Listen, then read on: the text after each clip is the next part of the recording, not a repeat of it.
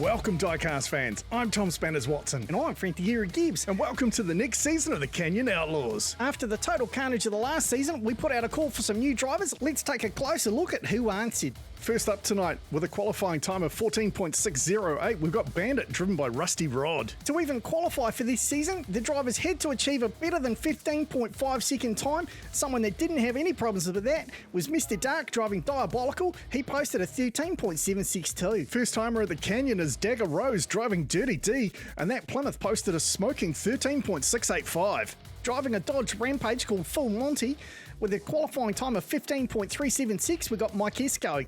One of the few remaining wannabes was Marcus Vigon in Impalinator 2, his qualifying time 14.325. Coming to us all the way from Texas is Lone Star. He's driving an El Camino called Longhorn, and he had a qualifying time of 13.690. Is that a huge tank of fuel or NOS in the back there? Next up, one of the Outlaw OGs is Glitch. He's driving the Mustang with a qualifying time of 13.848. The second Mercury Cougar in tonight's competition is Mrs. Mouse with a qualifying time of 13.864, driven by Summer Pan, another Canyon rookie. The Mercury Cougar definitely seems to be a popular choice so far. This one called the Goomba with a qualifying time of 13.680, driven by Dreddy. This awesome 72 Ford Gran Torino Sport is called Toxic with a qualifying time of 15.309. The car's driven by Biohazard. This classic Ford Thunderbird called Wildfire had a qualifying time of 14.896 and is driven by Mike Murphy. Looks quick, even sitting still. And the final driver in tonight's racing is your mum with a qualifying time of 14.925, is driven by Big Mike. That's enough introductions, let's get into some racing. So classic one and done, we got Full Monty on the inside, Mustang on the outside.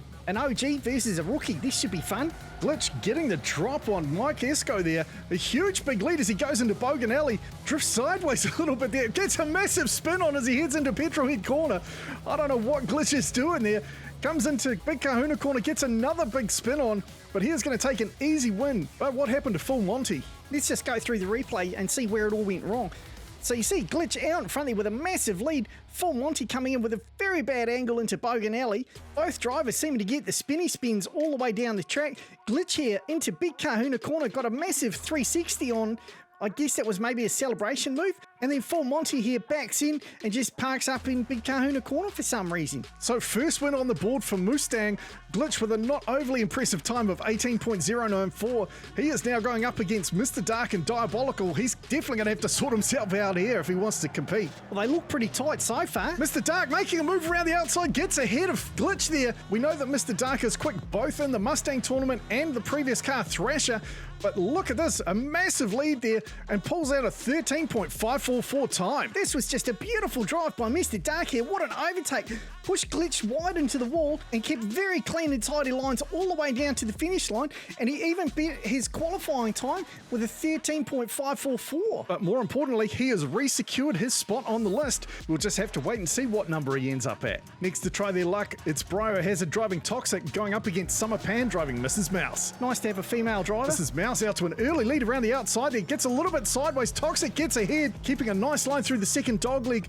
Clean into Petrolhead Corner, runs down to Big Kahuna Corner, but here comes Mrs. Mouse. Mrs. Mouse with a move right at the finish. Oh my God. What a phenomenal comeback there. She got her line wrong into Bogan Alley, and I thought that was it. I thought her race was all over, and I think Biohazard and Toxic thought the same thing, because otherwise he would have had his boot buried in Toxic there. And Summer Pan driving Mrs. Mouse got a whiff of a victory, so she gave it the beans, tore on down to the finish line, and I think she took it out. What a fantastic run there from Summer Pan, and Mrs. Mouse takes out the win with a time of 16.210. Those Cougars are looking dangerous on the track. Straight into the next race, Summer Pan and Mrs. Mouse takes the inside lane up against Lone Star driving Longhorn.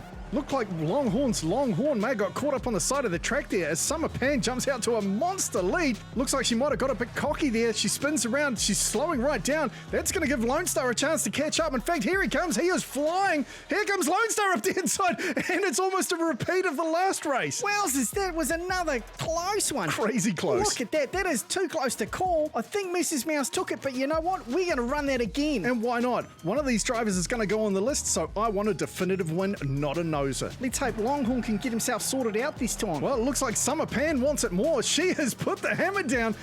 She feeds it some gentle and is flying ahead there. What a beautiful line through Big Kahuna Corner. down for an easy win and a sub 14 time. So she obviously did win the last race because that's how fate works. Congratulations, Summer Pan, with that 13.836 time and that win. It means you're on the list. Now it's Bandit, driven by Rusty Rod, going up against Your Mum, driven by Big Mike. Big Mike gets the jump at the start, but it looks like Rusty Rod's going to get ahead of Your Mum. Let's hope Your Mum doesn't come last. Well, Big Mike's going to have to feed her some serious jantle if he's going to catch up. Bandit absolutely running away with this, slides through Big Kahuna Corner, and he is going to hold on to take the win, even though Your Mum put on a big burst of speed at the end there. She just couldn't catch him. Bandit certainly took a much better line through Bogan Alley there than Big Mike. Not quite sure what he was doing there, but check out Bandit going into Big Kahuna Corner there. Just handbrake slid it in, and that was where Big Mike started to catch up. A little bit longer track, and I think Your Mum would have got ahead. Congratulations, Rusty Rod, with a time of 14.608. Bandit moves through to the next round and is going to go up against Dirty D, driven by Dagger Rose. So whoever wins this race is going to claim one of those 6 empty spots on the list. It's going to come down to who wants it more. They're side by side. Bandit pushes his way past, and it looks like he's yanked the handbrake again as he goes sideways into Petrol Head Corner. Rusty Rod loves yanking his handbrake, doesn't he? Bandit with a massive lead there takes the win. Wow, Bandit really slapped Dirty D there. What a huge lead. And it really all came down to this first corner. Look at Bandit. He was not backing down, pushed Dirty D into the sidewall, and he made the most of his advantage and ran away with it. But how about this handbrake slide? Look at that. That is just an epic slide. It really looked like that was going to be a textbook drift all the way, but unfortunately straight up a fraction too early. Just touched the sidewall, but it doesn't matter. Congratulations, Bandit. You're on the list. And a race time of 15.228. And here we have another OG versus a rookie. That's right. Newcomer Mike Murphy, driving Wildfire, goes up against Marcus Firegon and Impalinator 2. And Murphy, looking to show off here, gets out to an early lead. Marcus tries to catch up. Looked like he might have even tapped the rear end of Wildfire there, but it only seemed to have spurred Mike on as he jumps out to a monster lead and takes a clean win. And Marcus so far behind, he's practically in a different time zone. Crikey. But what a drive here from the newcomer, Mike Murphy. Under all sorts of pressure there from Marcus Firegon, kept it clean even though he got tapped in the rear end and took a great win. And that shot there just demonstrating how far ahead he was. Marcus Firegon only just coming out of Big Kahuna Corner as Mike had already crossed the finish line. Very nice work there, Wildfire, driven by Mike Murphy with a time of 14.994. It's time for the final race, and Wildfire is going up against the third Mercury Cougar tonight. I'm not sure he stands a chance against the Cougar. Dreddy driving the Goomba jumps out to a massive lead. Looks like Wildfire's spun out, but Dreddy doesn't care. He is wanting that spot on the list. He is going to post a very quick time here. Look at that, a 13.261. And there you've got Mike Murphy pulled up at Big Kahuna Corner. I guess maybe the Bogans were waving beer in the air and he just couldn't say no. It did look like he pulled the handbrake there to pull up, but a big congratulations there to Dreddy with a time of 13.261. The Goomba is on the list. Not only are those Mercury Cougars popular, but all 3 of them have moved on to the list. That's incredible. It's funny that SS Chevelle of Bandit looks like the odd one out there, but he still deserves his place on the list. So that's 4 of the 6 possible slots on the list taken, and tonight we've got 10 drivers battling for the 2 remaining spots. So these drivers have got their work cut out for them. The final battles are going up against the 2 fastest qualifiers who are only racing the once. Let's take a closer look at who's actually competing. First up, one of the very fast drivers was Baby Cookie from Junkyard Joust, driving curbside, who qualified with a 13.382 time. In the jacked up 57 Chevy, we've got Hattrick, driven by JB. He qualified with the best time of 14.693. Driving the Mustang SVO, called Highwayman, which is very reminiscent of the old Mag Max car, is Arlo, and he qualified with the best time of 14.279. I love that his car says to protect and swerve. All right, next up, we've got Nathan driving Maverick. He qualified with the best time of 14.174. Now, a driver I think you're really going to have to keep your eyes on is RDO Flyer. Nighthawk qualified with a smoking 13.088 time. That's right up there with Baroness. Next up, Old Gnarly, driven by Craig Senior. He qualified with the best time of 14.205. What a beast of a car, that one. One of only 3 remaining wannabes from the original round is Old Dirty, driven by Wally Champ. His best qualifying time was 14.335. Damo's driving another 57 Chevy, this one called Resurrection. His best qualifying time was 14.656. Now that looks like genuine play patina. I love it. Then we've got Papa Pugsley. He's driving another Mustang, this one called Slimer, and his best time was 14.603. One of the OGs of the Outlaws competition is Kit Cam. He's driving the Charm with a best time of 14.025. And let's just hope nothing happens to him in this competition. He's certainly been on the receiving end of some rough treatment, but let's get into some racing. First up, we've got Old Dirty versus Hat Trick. Old Dirty, one of the older cars. Let's see if he's still got it against the new blood. JB jumping out to a big lead here in that 57 Chev. No, he gets a bit of a slide through that second dogleg. I don't think we've seen anybody do that yet. A little bit rough into Big Kahuna corner, but he's going to take a clear win there with a 13.989 time. We've definitely not had anybody power slide into that second dogleg like that. Nice car control, JB. Hat Trick takes down Old Dirty and moves through to the next round. Let's see who he's going to be chasing. Another 57 Chev this time. It's Damo driving Resurrection going up against Kit KM in the Charm. Kit can be pretty wily, so Damo's going to have his work cut out for him. Damo with a slight lead. Kit nudges him from behind, sends him into a spin. Kit slips around, nice and clean, and he pulls a reverse drift around Petrolhead corner for some reason. Keeps it clean through Big Kahuna corner. Damo nowhere in sight and he takes the win. Kit showing Damo who's boss here. Damo thought he had it. Kit gives him a nudge, sent him into a spin, and then picked his line beautifully to find that gap and race down to the finish. And speaking of finish, the other Cam didn't catch this. Check this out. What a huge big flip right into the camera. Congratulations, Kit. The Charm moves through to the next round. Kit already signalling that he's not afraid to play rough. JB driving Hat Trick's going to have to watch himself. Will JB's 57 Chev have any better luck against the Charm? Crikey's going to have to catch up to him first. Kit clean through Bogan Alley. What a massive lead over JB.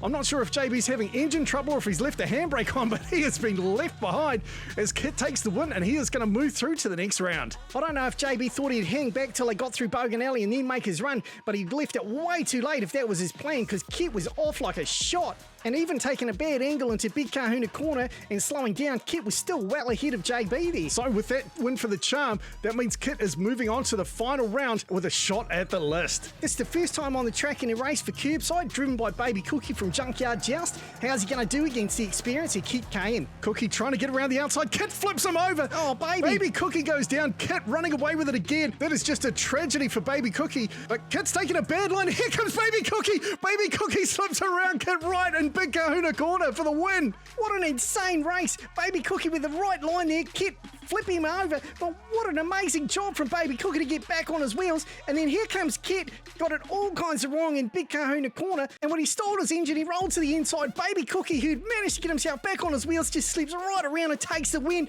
and takes a spot on the list. What a crazy race, but congratulations, Baby Cookie. Starting us off for the second group, we've got Maverick, driven by Nathan, going up against Papa Pugsley, driving Slimer. There's a couple of Mustangs in tonight's race. Let's hope they stay safe. Looks like Slimer's got into the side of Maverick, gets around him, but takes the wrong angle into the second dogleg, gets going again, seems to find his pace as he heads down to Big Kahuna corner, gets into a massive spin, slows right down. Maverick pulls up right beside him, and if they stalled out, no, they get going again as they roll towards the finish line. Slimer takes it in a very pedestrian time. Maverick was clearly in front and had right away here, but Papa Pugsley didn't back down and spun him around, and then he just actually got clipped there by Maverick. That's what sent him sideways into that second dogleg, but he got all kinds of spinny spins into Big Kahuna corner. Luckily for him, he rolled to the outside, so Maverick couldn't get past. I thought they'd completely stalled out, but they did manage to get going again, even though they probably could have run to the finish quicker than they went.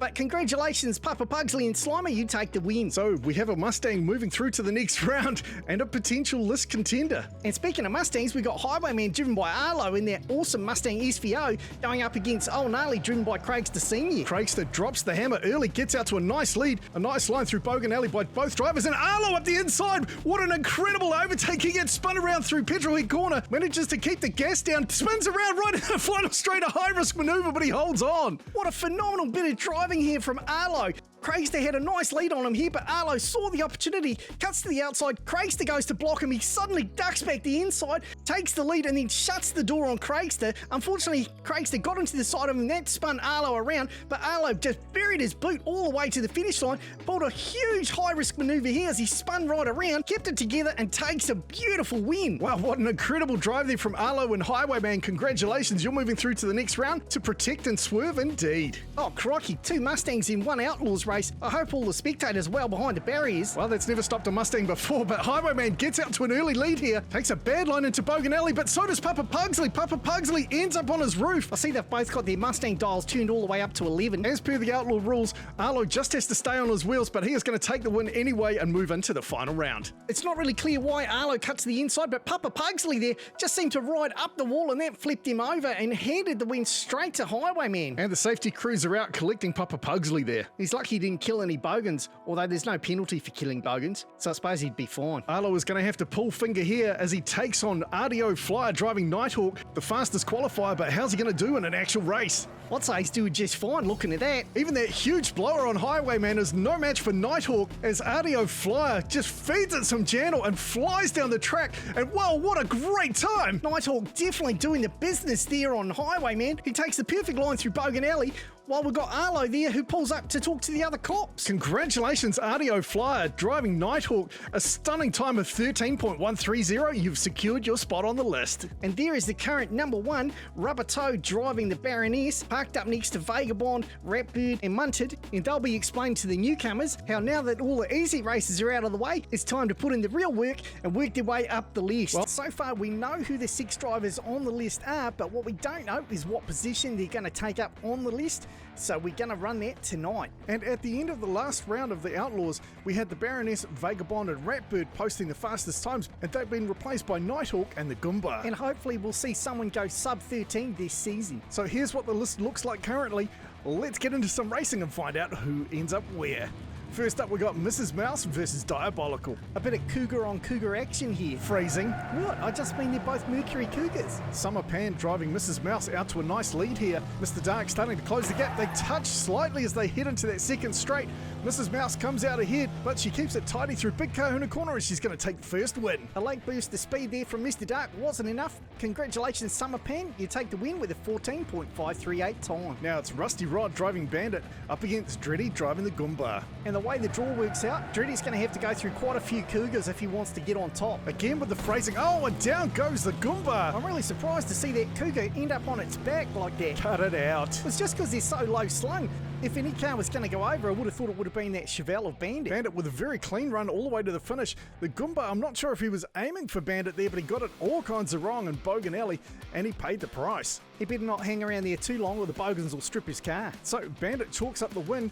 Congratulations, Rusty Rod, you take the win with a 14.468 time. Now it's the battle for 9th and 10th spot between the first 2 losers, Diabolical and the Goomba. And it looks like Mr. Dark doesn't want to be in that Gatekeeper spot as he jumps out to a huge lead. I think Dreddy and the Goomba might still be a bit out of sorts after ending up on his roof in their last race. He's nowhere even inside. A very quick run there from Mr. Dark, and Dreddy goes through eventually, but Mr. Dark takes the win with a 13.818 time. Congratulations, Mr. Dark, and more importantly, you take the number 9 spot while Dreddy's left at the back door as the Gatekeeper. As we move on to the battle for 7 and 8, we've got Bandit versus Mrs. Mouse. Let's just hope that Mrs. Mouse doesn't end up on her back with the wheels in the air as well. Listen, you, just cut it out. Mrs. Mouse tries to go around the outside. Bandit shuts her down. Summer Pan not giving up. She is riding the bumper of Bandit there. Tries to go up the inside, can't quite do it, and doesn't quite have the gas to overtake him in the final straight. What an insanely close and very clean race from both of these drivers. Yeah, I'm impressed nobody crashed going through Bogan Alley there. And as they went into Big Kahuna Corner, Mrs. Mouse had a bit of a look up the inside, decided to back off, tried to give it some beans down that back straight, and unfortunately just didn't quite have it in the tank. Congratulations, Bandit, driven by Rusty Rod, posted a great time as well of 13.799. So Summer Pan in the 8th spot, and now Rusty Rod driving Bandit goes up against Curbside to decide the 6th and 7th spots. And from here on out, the challenger will always take the inside lane, so you really got to be on your game if you want to hold your spot. Baby Cookie gets a slight lead and starts to widen the gap as they leave Bogan Alley. Go, baby, go! Baby Cookie just feeding some gentle to Curbside and runs away with a massive win and a 13.350 time. Bandit really met his match here. Curbside just jumped into the lead as they got into Bogan Alley and just dominated all the way to the finish line. An excellent showing there from Baby Cookie for a junkyard joust. Rusty Rod should still be happy with his performance tonight. He's done well, but well done, Baby Cookie. A 13.350 time. That's a corker. Now Curbside goes up against Nighthawk. Will Nighthawk move into the number 5 spot, or is Curbside going to break the curse and take the win. Well, as you said, if you want it, you're going to have to work hard from that outside lane. Looks like Curbside took his eyes off the road. Nighthawk jumps out to a big lead here. Wow, he is running away, but down he goes. Struth, but how about that clean-ass overtake by Curbside? What a rocket. With Nighthawk going down, Curbside automatically took the win. All he had to do was stay on his wheels, but he proves a point by finishing. Struth, Nighthawk was absolutely flying. RDO Flyer, I don't know what happened as he went through that second dog leg, just got it wrong and unfortunately flipped him on his lead. Disappointing for RDO Flyer there, but I'm sure he'll be back with a vengeance next week. But congratulations, Curbside. Win for Baby Cookie again with a 14.285, and Curbside moves into the coveted number 5 spot. Well, Baby Cookie's about to have his medal tested now as he goes up against an OG in Hawthorne Sung driving Munted. Munted, one of the few trucks in the competition, and he's definitely fast, but Curbside jumping out to a good lead. He gets a spin on Curbside, blows his lead, and allows Munted to slide right on by him. And Munted getting up on 2 wheels there. Wowzers, I thought he was going to blow it there, but luckily he kept it together and takes the win. Curbside definitely quick there, got the jump on Munted, but unfortunately took the wrong line into Bogan Alley, and Munted taking advantage there, slipping right on by. And even though he spun around going through Big Kahuna Corner, he still finished with almost a full straight lead over Curbside in the end. So the newbie gets put in his place by the OG. Hawthorne Sung takes the win with a 14.834 time. He is now going to go up against the number 3 Ratbird, driven by Daddy G. I gotta say, I like the added pressure of putting the challenger on the inside lane where they have a slight advantage. It just means if you hold on to your spot, you're actually really good. Daddy G and Ratbird there opening up a 2-car length lead already. Munted goes sideways in Bogan Alley, and Daddy G starts to run away with it. Daddy G shutting down the challenger with a very clean run there. Munted's got himself pointed in the right direction and finally finishes. I thought Ratbird might be getting a bit long in the tooth, but he's proving he's still got what it takes to put on a great show. And the way Munted keeps pulling to the side, I think he's spending too much time checking out the spectators. So congratulations, Daddy G driving Ratbird. You take the win with a 14.005 time. Now you're going up against Vagabond for the number 2 spot. I'll give you that Ratbird did a good show, but there's no way he's taking out Vagabond. Vagabond's got flames. You and your flame theory. It's a proven fact that flames make your car go faster. Daddy G with the lead, but here goes Vagabond around the outside. What a move! It's all in the flames, mate. It's all in the flames. Well, it's not just about speed or flames for that matter. It's about overall handling, and well done, Big Mac and Vagabond. A legendary effort here from Vagabond. Daddy G trying to play dirty, ploughing into the side of him, but Vagabond kept it clean and takes the win and does it in a 13.448 time. Well, that was certainly impressive. I've got to give you that. So now Vagabond challenges the current champ, the Baroness, driven by Rubber Toe. The Baroness currently the fastest of all the Outlaws, and he's going to need every ounce of speed if he's going to beat the flames on Vagabond. These two are so closely matched. Look at this, side by side into Bogan Alley. Vagabond gets a slight lead. Rubber Toe chasing him down. Vagabond goes slightly sideways. Rubber Toe goes sideways through Big Kahuna Corner, and that leads Vagabond take the win. Wowzers, Rubber Toe almost took the truck out there. But let's just go back and have a look at this titanic battle. These two have done this so often, going into Bogan Alley, literally door handle to door handle. This time Vagabond got ahead because of the flames, and with a superb drive around the rest of the track, takes a beautiful win. And then check out how close Rubber Toe gets to the container truck. Well, that was pretty close. But as I predicted, you cannot beat the flames. Congratulations, Big Mac. Vagabond moves back to his rightful spot at the top of the list. So there you have it. We finally have a complete list for Season 1. The next big challenge is for those drivers to hold on to their spot and not get knocked off. Not only did the newbies settle into their final position last week, but we had a leader change with Vagabond taking the number 1 spot on the list. The new Wannabes taking up 2 of the 3 fastest spots in the Outlaws, but Rubber Toe still holding on to the top spot with the Baroness. We're now full on into the Outlaws competition with 4 Wannabes vying for a chance to take on the list. First up tonight, we've got Nathan driving Maverick. He's going up against Damo driving Resurrection. These two drivers are related, so let's see if there's any love lost on the track. Nathan out to an early lead here, but Resurrection tucks right up on the bumper of Maverick. Maverick finding an extra gear here, starts to pull away, spins around into Big Kahuna Corner just to taunt Damo as he takes the win. A very clean drive there from Nathan, and he posted 14.504 time. Next up, we've got Mike Esco driving Full Monty going up against Dagger Rose driving Dirty D. Full Monty had a little bit of problem getting down the track the first time. Let's see if he's tidied it up this time. They both take a pretty good line into Bogan Alley. Full Monty makes it through, but it looks like he slid out there. Dagger Rose running away with it. Unfortunately, it's more like half Monty than full Monty with that finish. Congratulations to Dirty D, driven by Dagger Rose. A race time there of 14.042. So whoever wins the battle between these two Wannabes is going to go on to challenge the Goomba for the number 10 spot on the list. Dagger Rose just nudging into the lead early on here. Maverick tucking in close behind, right up on Dagger Rose's bumper there. But Dirty D finding an extra gear, starts to accelerate away, and Dagger Rose is going to take a second win. Another nice clean race here. Good line into Bogan Alley. It's nice to see these new drivers learning the lines into these corners. But unfortunately for Nathan, he just didn't have the gas in the tank to pick it up. So Dirty D is going to move on to challenge the Goomba and post a great time there of 13.930. If all you want to do is have a nice coffee in your kitchen, but you got some creepy old dude looking at you, get some effing blinds. If you just want to have a cry in your own house, but you got some Goomba outside having a look at you, get some effing blinds. Keep the nosy buggers out with effing blinds. Strap yourselves in as we get ready to race the list. No one wants to sit in the Gatekeeper's role at number 10 because there's always a risk that the challenge is going to knock you off the list. And Dagger Rose has got faster and faster as the night's gone on. Is the Goomba going to be able to hold her out? He's got the third fastest lap time, so we know he's fast. There's a bit of contact as they head into Bogan Alley. Dagger Rose with a very tight line through Bogan Alley keeps it clean through the second dogleg and is opening up a massive lead over the Goomba. He is nowhere in sight. I can hear him coming, so he must have found his accelerator eventually. But it was an incredibly tight battle here, but Dirty D doing the business, and look at this cornering. That is the tightest corner through Bogan Alley we've seen yet. That was beautiful. That certainly was impressive. And look at the lead sheet open up by the bottom of the track there. Dreddy will not be happy with himself to lose his spot on the list after he'd only just secured it. But congratulations, Dagger Rose. Cleans up another one with a 15.789 time and moves on to the list and now gets to take on Mr. Dark driving Diabolical. And as we mentioned last week, all the challenges start in the inside lane, so if you want to hold your spot on the list, you've got to go hard.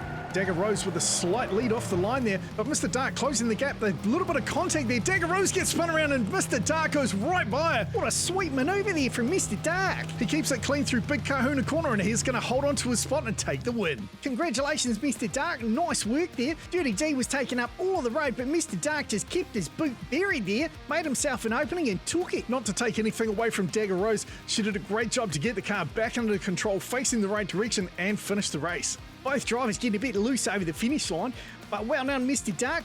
A 13.850 time, proving he's here to race. Well, he is a well-seasoned competitor at the Canyon, so he holds on to his number 9 spot. Now he goes up against Summer Pan, driving Mrs. Mouse. I'm looking forward to some wild cougar action in this one. Freezing, Frank. I reckon these two are going to go at it the whole way. Will you just settle down, Frank? Into Bogan Alley, they go. Pretty tight group here. Mr. Dark gets spun around. Summer Pan up the inside. What a beautiful overtake. She takes the lead, but she goes wide. Mr. Dark gets around through Big Kahuna Corner, and he's going to take the win. Wowzers, what a smoker of a race. Look at this. Mrs. Mouse here with a beautiful overtake of Diabolical. Just found the gap, slipped right on by. But as they go into Big Kahuna Corner, and Mrs. Mouse spins out, and Mr. Dark repays the favour by overtaking her again. What a fantastic race. Congratulations, Mr. Dark. Posts a 14.904 time and now moves up the list. Last week, Bandit had to fight off a number of cougars to get up to the number 7 spot. Will he be able to do it again? Mr. Dark looks like he's got that car settled in nicely on the track. Look at this. He's jumped out to a massive lead already. Bandit getting left behind. Looks like Bandit might have spun out there. Mr. Dark has a check of his rear view mirror, can't see him, goes into Big Kahuna, gets a massive spin on. Here comes Bandit, but he is not going to catch Mr. Dark. Diabolical starting to crank out the wins. A slower time of 15.869, but I think Mr. Dark just eased off so he didn't push the car too hard after he realised he was well ahead. This should be interesting because Nighthawk is the second fastest lap time of any of the Outlaws. Is he going to stop Mr. Dark's run up the list? They're looking pretty even as they leave the tunnel. Oh, but it looks like Nighthawk's missed a gear change there as Mr. Dark jumps out to a big lead. And Mr. Dark feeding it some jandal. What a huge lead. And he's still accelerating hard across the finish line. And Nighthawk there bringing up the rear, but Mr. Dark smoked it out with a 13.167 time. That's awesome. Man, he must have had that accelerator pinned to the floor. What a great run there as he moves into the number 6 spot. And he claims the third fastest Outlaw lap time as well. Mr. Dark putting on an impressive show as he takes on the last of the wannabes. This is Curbside, driven by Baby Cookie. Cookies. I love cookies. It's just a name, Frank, not an actual cookie. Wow, these two are side by side in Bogan Alley. Wow, that's close. Mr. Dark just holding on. Here comes Curbside right up behind. Tries to go up the inside. What a move. They tangle up on the exit, but Mr. Dark gets away first and he is going to take the win. Mr. Dark with all the excitement in this third corner. Baby Cookie here, what a great move. Tried to get up the inside, Mr. Dark doing everything he could to hold him out. They both kind of overcooked their drift and the exit there, and that was enough for Mr. Dark to get away first and take the win. So Diabolical with an incredible run up the list so far as he takes the win with a 15.154 time, and he now claims the number 5 spot. So he's cleaned up all the wannabes. Now he goes up against the seasoned Outlaw, Hawthorne Sung driving Munted. Well, of course, Mr. Dark is pretty seasoned as well. Thrasher was near the top of the list for a long time. He was near the top, but he never made it all the way to the number 1 spot. He gets into an early lead, but Munted right on his tail here. Here comes Hawthorne Sung making a bit of a charge. He goes for the inside line. He gets it. Mr. Dark comes back with a huge burst of acceleration out of Big Kahuna Corner to take the win. I can't believe how Mr. Dark is rescuing this. Munted had him dead to rights here, but Mr. Dark got a massive burst of acceleration as he took the right line out of the corner, picks up a 13.861 time, and now moves into the number 4 spot. I cannot believe how many times Diabolical has rescued the race that he was about to lose as he exits Big Kahuna Corner. I'm not sure if it's luck or just good driving, but it's been a heck of a show so far. Mr. Dark taking the lead once again. He gets spun around. That's a risky maneuver going backwards against Ratbird because we know Ratbird is super quick. For most people, driving backwards like that is a bit of a poser move, but it's not posing if you can back it up. Even driving in reverse, he pulls off a 13.865 and now moves into the top 3. My goodness, I wonder if he's going to go all the way. Well, he's now going up against the fastest of all of the Outlaws, the Baroness, driven by Rubber Toe. I bet Rubber Toe wants another crack at Vagabond after he lost his spot last week. Rubber Toe with a bit of acceleration. He gets into the side of Mr. Dark, but Rubber Toe comes off worse there. Mr. Dark seems to be bouncing off the walls quite a bit there.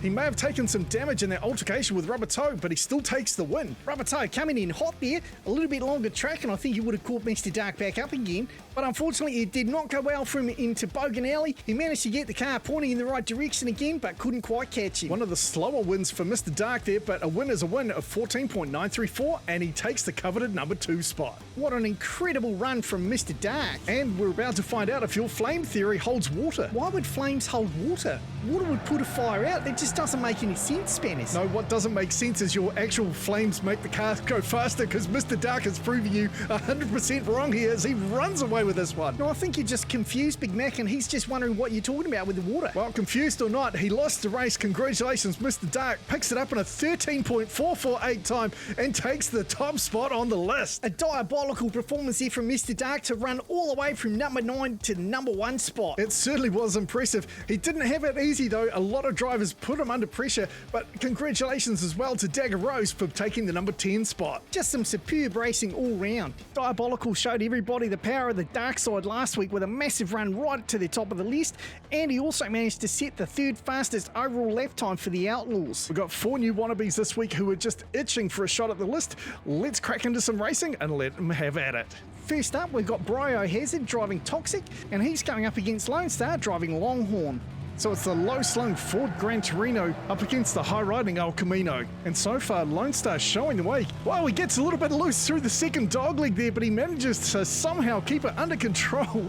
And he is going to take the first win of the night. And here comes Toxic, and unfortunately that's his racing done for tonight. So Lone Star chalks up the first win with a 14.234 time, and now it's time for the Battle of the Mustangs. I hope all the spectators are standing well back, because it's always dangerous when there's a Mustang on the loose. Your mum gets a jump out of the gate quick here, but Mustang makes it up by the time they exit the tunnel. Wow, and your mum goes sideways. I'm not sure Big Mike knows what he's doing in your mum there. Freezing? He just spun your mum around and slammed it into the wall. And back to the other competitor on the track, Glitch, as he takes an easy win there. Chalks up a 14.472 time, and he's moving on to the next round. And what an important round it is. Whoever wins this is going to move on and take on the number 10 spot on the list. As we get underway, Lone Star out of the tunnel first and opens up a huge lead. Oh, but he goes sideways. Glitch with a great line there around the outside, and he is going to storm away with this one. Just like in the last race, Glitch keeps his head together and takes an easy win. Wow, and he just missed the bust there as well. Lone Star coming in hot right at the end there, but unfortunately just a bit too late. He had such a good lead right at the start. I thought he was going to drift around the corner, but unfortunately slammed into the barrier, and then that was him done, really. Congratulations, Glitch. That critical win means you move on to take on the list. Whether you gobble them down quick or take your time and select the right one, eating them big or just stuffing them all in your mouth at once, I know that eating my nuts will make you happy. So I just want you to eat my nuts. Grab them by the handful, grab them by the sackful. Dave's Nut Shack. Get them in your mouth today. It's time to find out if Dagger Rose has got what it takes to hold on to the number 10 spot or if Mustang is going to dethrone her. Glitch is hungry for a spot on the list and he's been looking pretty good so far. And he sneaks into an early lead, but he goes sideways. Dagger Rose with a very unconventional cornering technique, but she definitely made it work for her. She jumps out to a massive lead now, and she is going to run down unopposed for the first win. And she just makes it ahead of the truck as well. Glitch had a good lead, but I think he may have got loose on some discarded beer cans from the bogans. That sent him into a tailspin. Dagger Rose also got a bit of a spin on, but she did a great job of keeping it together. And then look at this, just jumps ahead of the truck, and I think she might have been bounced off the cab. Yeah, if you look from this angle, she just touches the front of the cab. That's probably the gentlest truck hit we've seen so far. But congratulations, Dirty D. You hold on to your number 10 spot, and now it's your chance to get ahead as you take on Mrs. Mouse, driven by Summer Pan. This should be quite a close battle because these two cars seem pretty well matched. Now, just like last week, the challenger always gets to start on the inside lane, so if you want to hold your spot, you've got to work hard. And it looks like Summer Pan is going to have to put in the work here. Oh, she spins around Dirty D, but Dirty D gets it back under control, gets into the lead. Here comes Summer Pan again. Big challenge right at the end. Whoa, and a massive accident. That Cougar got very wild over the finish line here. Look at this, just spins around, slams the rear end right into that bogan's face, and then ends up on her back on the track. It certainly looked like she picked him out. Look at this, bounces off the front of the Cobra, spins around, nails the dude just standing up there minding his own business, just misses the football player down on the grass, and then ends up back on the track. But congratulations to Dagger Rose and Dirty D. That win moves you out of the Gatekeeper's role and moves you up to take on Bandit for the number 8 spot. That leaves Mrs. Mouse, driven by Summer Pan, as the Gatekeeper for next week, which is a place you really don't want to be. Dirty D will be very happy to be out of that spot. Let's see how she goes up against Bandit. Well, she's looking pretty good so far. She opens up a massive lead by the time they hit Bogan Alley. Looks like Bandit may have spun out in the background there, and Dagger Rose making a clean job of this. Gets a little bit loose through Big Kahuna Corner. Here comes Bandit, but it's too little too late. She was running such a clean race right up until that last corner. And then, I don't know, was she showing off or did she hit something? Well, I don't know what it was, but she's very lucky that Bandit was so far behind and couldn't quite catch up. That's 2 wins in a row for Dagger Rose, driving Dirty D. Bit of a slow time in that last race. She's really going to have to step it up against Nighthawk. He is the second fastest Outlaw out on the track at the moment. He's definitely quick, and I'd really like to see him move further up the list. His problem doesn't appear to be speed, it's keeping his wheels on the ground. Well, surprisingly, they're very even here. Dagger Rose just gets into the lead, starts to open up a gap between her and Nighthawk.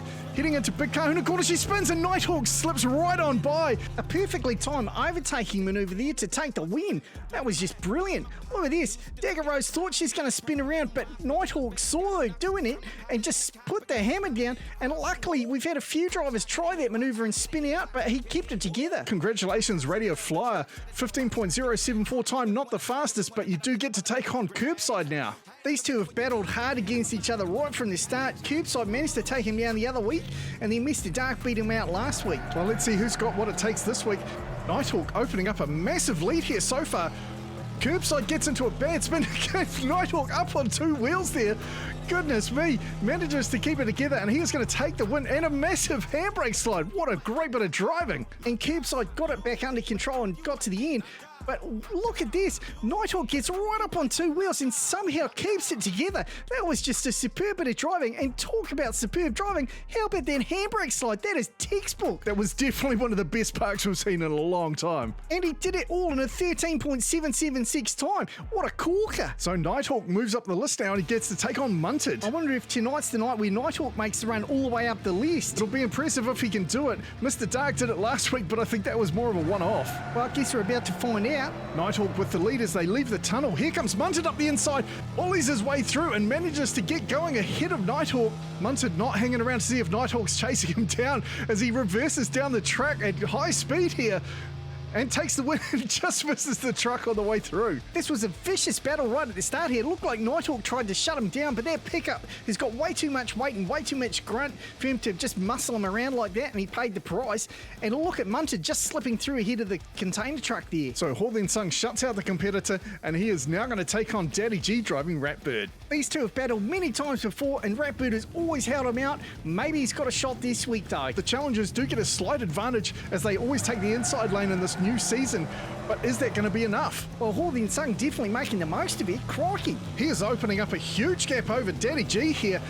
not looking back at all, keeps it clean through Big Kahuna Corner and takes the win. Wow, what a great time as well. Daddy G coming in hot and late there, but Munted, what a great time, 13.556, that's definitely his quickest time so far, but now he gets to take on the Baroness. Well, this should be interesting because Rubber Toe and Hawthorne Sung are friends. Not after this, I'll bet. Well, that might depend on how dirty the driving is. As we get underway, Munted accelerating hard out of the tunnel, gets a bit of a lead over the Baroness, but we know that the Baroness is quick in the second half. In fact, he closes the gap up quite dramatically there. Munted keeps his foot buried to the floor and takes the win. Oh, and we've got an accident with the truck right on the finish line. Munted gives the truck a bit of a nudge and then Rubber Toe comes in and finishes him off. That was a big hit right at the end there, crikey. I'm not sure if Munted was aiming for it or trying to avoid it, but Rubber Toe definitely steered right into the truck to take him down. But Munted takes the win with a great time again, 13.847. I can't believe it. The Baroness held on to the number one spot for so long the first time round and now is just getting demoted every week. I'm sure Rubber Toe will fight his way back to the top though. We know he's quick and we know he's competitive. Well, so is Big Mac and Vagabond as he takes on Munted. Munted pulls across, drives them both up into the sidewall. Munted comes out better of the two as Vagabond tries to catch up. Here he comes. He pushes right by. Munted chasing him down now, but Vagabond out to a huge lead, but Munted manages to get around him. What an incredible drive, and he takes down another truck. It's been a while since we've seen an accident like that, and here we have two in a row. Munted tried a tactic here to just force Vagabond up into the sidewall. It almost caused them both to crash out. Munted got going first, but Big Mac caught him up as they left that second dogly and almost took the win. It was a very nice overtake maneuver there. Muscled his way through Munted and then put the hammer down and got ahead of him, and I thought that was it. I thought it was all over, but unfortunately Big Mac started to lose it into Big Kahuna Corner. Munted saw his opportunity and took it, and he just totally took out the fed up truck. Do you think the bus stopped there to see if the truck driver was okay, or was he just waiting for Vagabond to go through, because that's what it looked like? Oh, he was definitely waiting for the other race car. He wasn't concerned about the truck driver at all, because once the race car goes past, he just drove on. So with one of the slower winning times at 19.360, he takes down Vagabond and now goes on to challenge Mr. Dark driving Diabolical. Mr. Dark had some insanely close battles last week. There was lots of backwards and forwards. I don't think he's going to go down easy. Oh, defo, mate. This will be a battle all the way to the finish. Surprisingly, Munted gets out in front, but here comes the Cougar. Mr. Dark with an unconventional overtake. Munted fighting back, but Mr. Dark gets into the lead. Can he hold on to it? Driving in reverse is not going to be good. He pinballs. Munted goes around the outside at the last minute. Pulls a Mr. Dark, and they take down yet another truck. I said this was going to be a fight to the finish, and it really was. Mr. Dark with a very unconventional overtake here, but then Munted somehow got the power down a little bit quicker, so he caught right up to Mr. Dark. And then Mr. Dark was on the receiving end of this last minute overtake this time after he pulled off a number of them last week. And then both drivers come down and slam into the truck. Munted there taking the front off the truck and Mr. Dark coming in and finishing him off. That was definitely a brutal hit right at the end of the race. And I'm sure Mr. Dark was actually picturing Hawthorne Sung driving that truck when he hit it. Oh, he'll be gutted after losing that one, especially because he lost to his same maneuver that he was pulling last week. So Munted moves to the top of the list now for the first time ever. Congratulations, Hawthorne Sung. A great bit of driving tonight. After some awesome races last week, we had a new champion at the top of the list. And the other thing we've had quite a lot of recently are complaints about you, Frank. What's that now? Track Cars 8044's complained about you quite a lot, so there's only one thing for me to do. Oh my god, you're not going to fire me, are you, mate? Hell no. No, screw that guy. So much so, I'm going to get you to do this whole show all by yourself. Really? Just me by myself? Have at it, mate. And why don't you turn that Frank dial all the way up to 11? Oh, sweet. Yeah, man. Nobody tells a canyon what to do. We live by our own rules. So what are you going to do while I'm commentating? It's been a while since I worked on my cars. I figure I'll spend some time in the garage. Ah, yes, the mighty Mustang. I should probably clean that spectator blood off it. Alright, this looks like the perfect spot to commentate the races from. Let's crack into it, eh? First up, we got Mike Murphy driving Wildfire. He's going up against JB driving Hat-Trick. JB has set some pretty quick times before, but it looks like Wildfire's got the jump on him. Look at him go. Oh, but he's completely bottled it. JB automatically takes a win, but it looks like he's going to run on down to the finish line anyway, just for a bit of a laugh. You got to admire a finisher like that. And it's a nice clean run all the way. Oh my goodness! There's the big kibosh as he smashes into that truck and pops the face right off it. I think Mike must have been spending too much time in his rearview mirror there as he ploughed into the wall and flipped over, but JB, he was facing the right direction and smoking it towards the finish line, and he didn't have to plough into the truck at high speed like that. He'd already won, he could have stopped, but what a spectacular hit. And then the container truck just drives off like a zombie truck with nobody in it. That's ridiculous. Look at this. Comes in, smashes it, the cab gets popped off like a pog, and then the truck just keeps on driving. It's like JB was going for kill of the week or something. And then you see Mike Murphy getting picked up by the tow truck. But congratulations, JB. Hat-trick moves on to the next round. And now Papa Pugsley driving Slimer takes on Wally Champ driving Old Duty. Now, on a vaguely related note, you may know that I enjoy the occasional donut. And I was thinking the other day as I was eating a stack of Buster's donuts that because humans have a hole all the way through them, that we're basically like walking donuts. Although I don't think we taste very good. Crikey! I only just slipped through past the truck and the bus there, but Wally Champ takes the win and he's going to go on to face off against Hat-trick driven by JB, and whoever wins this one's going to go on to take on Mrs. Mouse for the list. JB's in the outside lane because he was the slower of the two races, but he's making up for it now. Look at him go. He is absolutely flying. I reckon he's going to pull off a sub 14 here. Wally Champ chased him down hard, but congratulations, JB. Wow, after a great race like that, it's time for a schooner, I think. Delicious. When you're as thirsty as your car, you want petrolhead drinks. Alright, time to get serious on the racing now. Can Mrs. Mouse defend her position, or is she going to get bumped off the list by Hat-trick? I know that JB has tried a number of times. He's desperate to get back on the list. He was on briefly in the last season, and he looks like he's cranking it out at the moment. Takes the lead. Mrs. Mouse right on his bumper. She tries to go up the inside, but he shuts the door. He gets completely loose going down the straight. Gets slammed by Mrs. Mouse, and she pushes past to take the win. And JB snatches defeat from the jaws of victory. Mrs. Mouse put the pressure on there. I thought she was going to take him, but she did manage to do it in this last corner after giving him a slap upside the head. Spun him around, got some room, and raced on down to take the win. Beautiful drive there from Summer Pan and Mrs. Mouse. Well done. Not the quickest time, but I'm pretty sure that old cougar's still got something left in here. And now Summer Pan takes on Rusty Rod driving Bandit as he hopes to get out of the number 10 spot and get to a little bit safer area on the list. The Cougars did so well in the opening areas of competition, but they haven't really performed on the list apart from Mr. Dark. But Summer Pan out with a nice lead. Here comes Bandit chasing him down hard, tries to go up the inside, but Mrs. Mouse shuts him down. And what a clean! Oh, she takes out the truck, and Bandit takes out the bus in a double header. Rusty Rod tries to force his way up the inside of Mrs. Mouse here, but she just keeps her foot pinned to the floor and takes off, and then she completely buggers the fed-up truck by nailing that, and Bandit comes down and nails the bus as well. But best of all, I've got a front row seat sitting here, and it looked amazing. That was so much fun. I think that calls for a celebratory beer. Oh, that's good. And those two are going to have a lot of explaining to do to their insurance company, because that's more than just a bit of a bingle. But congratulations, Mrs. Mouse. You move on and take up the number 9 spot and get to take on Duty D. Dagger Rose driving Duty D starts in the outside lane. Mrs. Mouse driven by Summer Pan starting on the inside lane. Duty D had a pretty good run onto the list the other week, but Mrs. Mouse is looking to take her down. Look at that, Mrs. Mouse absolutely flying. She is giving it the beans as she rips down towards the finish line. Beautiful race in a 13.592 time. What a corker of a time. So Mrs. Mouse nails Duty D, takes the number 8 spot, and now gets to go up against Baby Cookie driving Curbside. Baby Cookie comes from Junkyard Joust, and we actually won one of the competitions over there. You should go and check out the channel, it's quite a lot of fun. Mrs. Mouse gets away, takes an early lead. Curbside goes crooked. Oh no, and Mrs. Mouse is completely cooked and ended up on her roof. Summer Pan had such a good lead here. Looked like Baby Cookie was trying to play duty and take her out.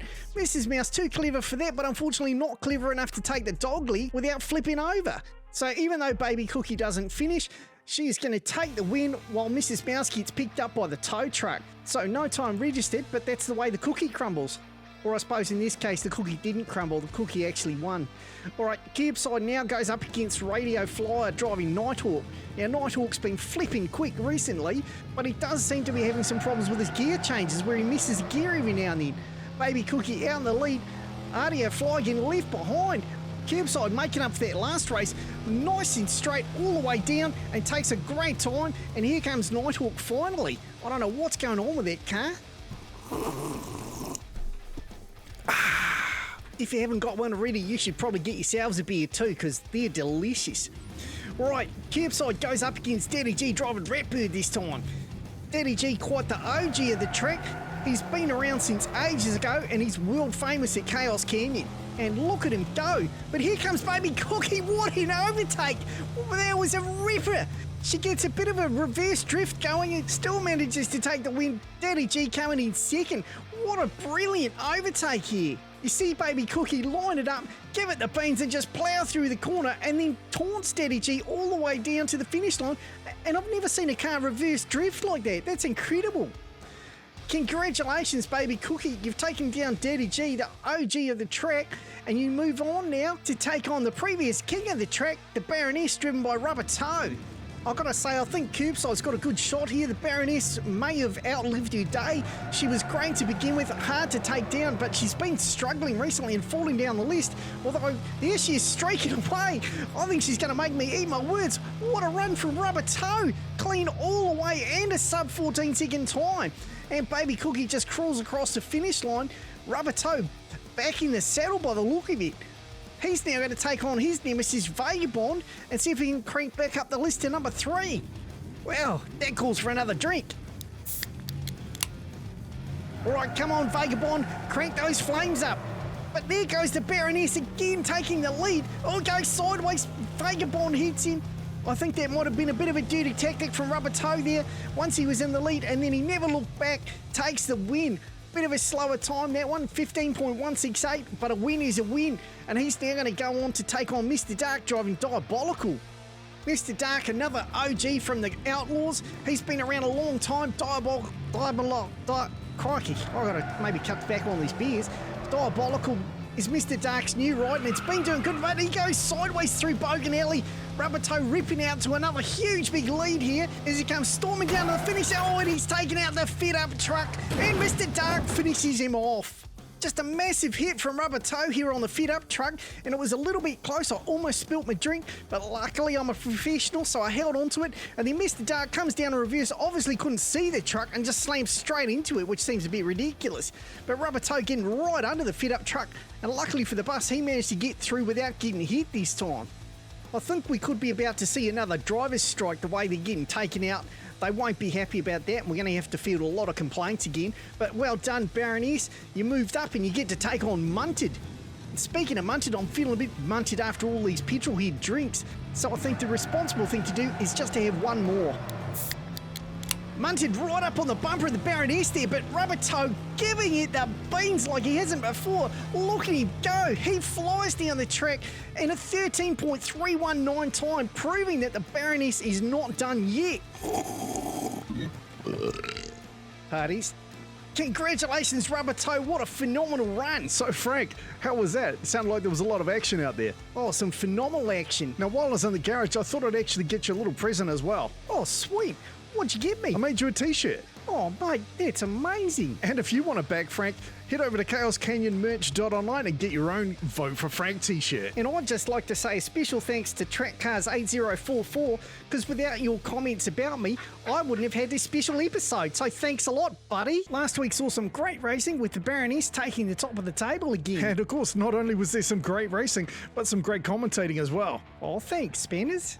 After those people complained, I was wondering if maybe I should try talking in a deeper voice or something. I wouldn't worry about it, Frank. Not everyone's going to like you, and that's okay. Just be yourself. And can I say a huge thank you to the people who have already bought the Vote for Frank t-shirt. That's awesome. I really appreciate your support. Okay, let's crack into some racing. We've got Old Gnarly driven by Craig's the Senior. He's going up against Kit Kayam and the Charm. The Charm was on the list previously, albeit very briefly. Let's see if he's going to do a bit better. Oh, he takes out Craig's to the end. Looks like Kit wants back on the list, and he's not going to let anybody take him down. down as he runs. Whoa, gets a little bit of a spin on. Here comes Craigster, but it is not going to be enough as Kit chalks up the win with a 14.965 time. Kit looking to play rougher than a roller derby out there by the look of it, as we go to race number 2, where we see Outlaw driving Highwayman going up against Marcus Figon and Impala 2. Well, these two are pretty even out of the gate as we head into Bogan Alley. Highwayman gets ahead and he starts to go sideways. Can Impalinator make the most of it? Here he comes. He drives right by him like he's standing still. Impalinator is going to cruise on down and take the win. Highwayman reverses in for second place. Wowzers, what a close one here.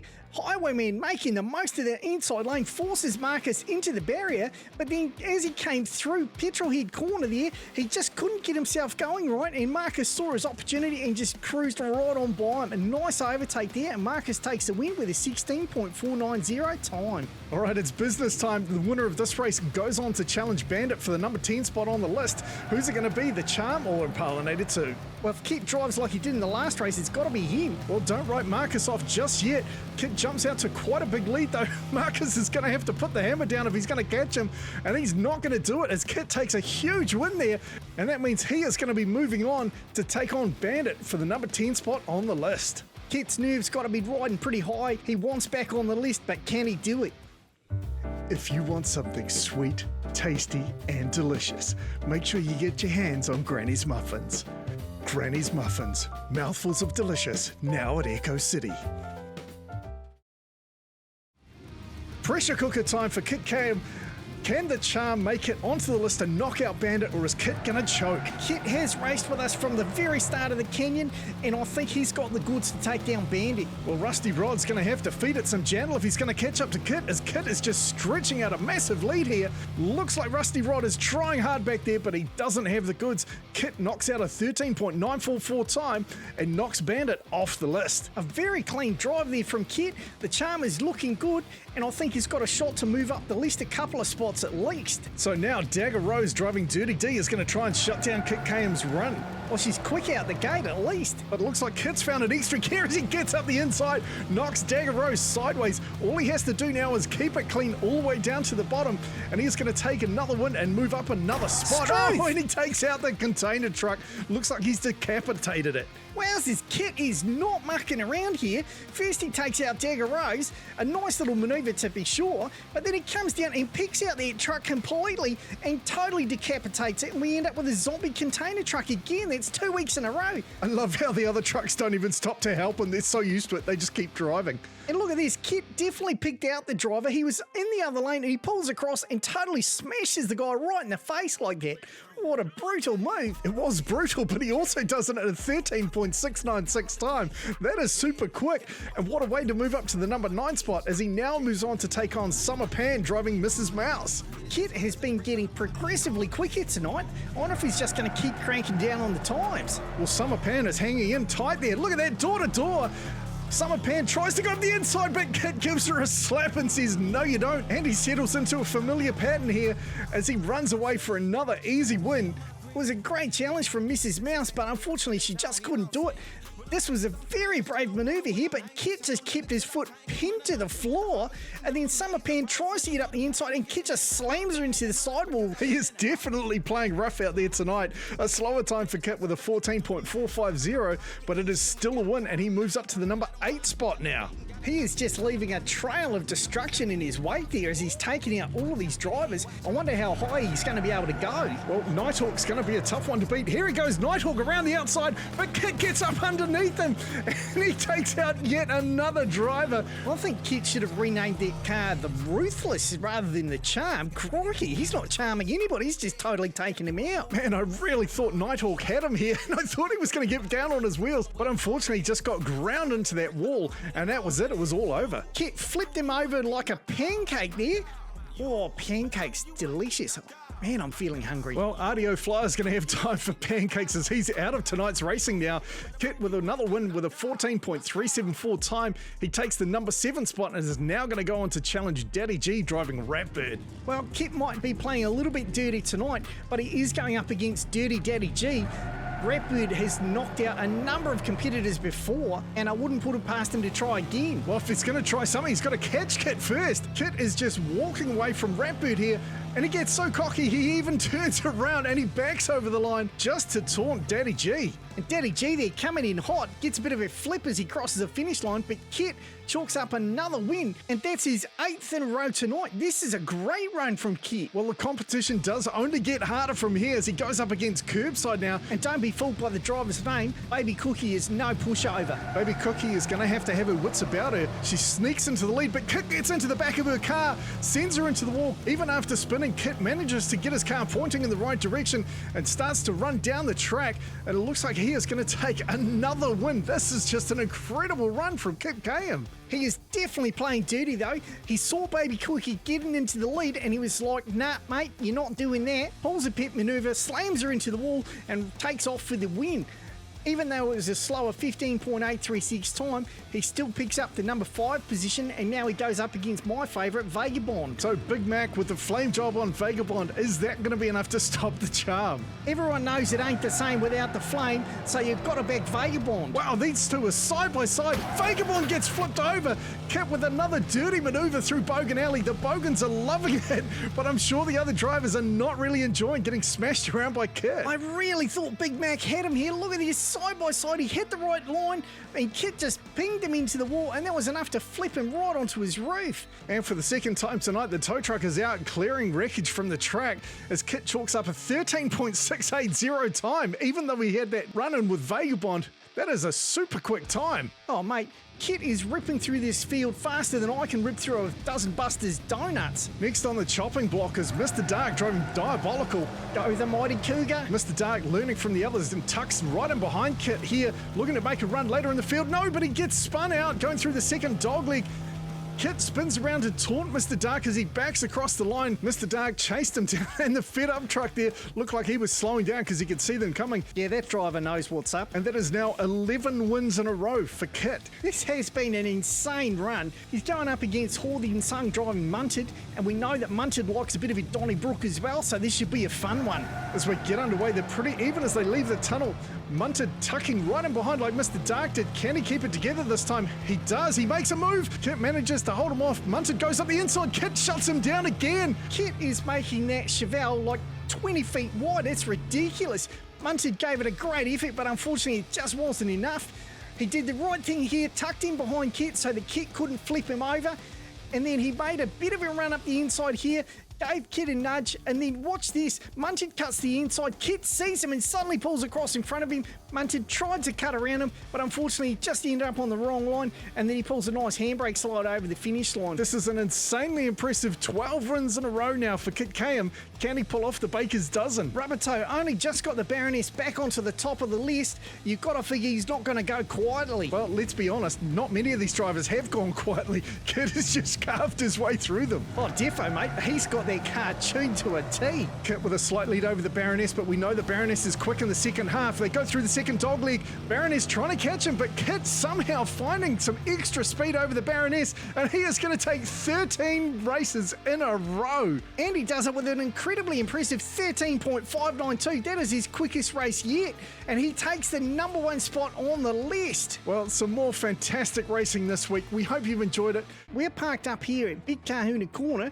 because the streets are blocked off by the police. After the bike rider got run over outside the Steel Horse Saloon, Rick Johansson demanded that the cops go out and shut down the street racing. But being outlaws, we're not going to let a little thing like the streets being closed stop us from trying to race. You wouldn't be much of an outlaw if you followed all of the rules, right? Now, whilst we were able to get the races out, we weren't able to get the tow trucks, so if anybody crashes this week, they're going to be stuck where they are on the track. First to try their luck is Ollie and Biohazard. Biohazard driving Toxic, Ollie driving the Orange Beast. Toxic's obviously been through the wars, but is that going to slow him down, or is he going to be able to take down Ollie in his showroom car? Well, it might look like a trailer queen, but he's definitely got some pace. Toxic trying to get up the inside, but he spins out in Bogan Alley.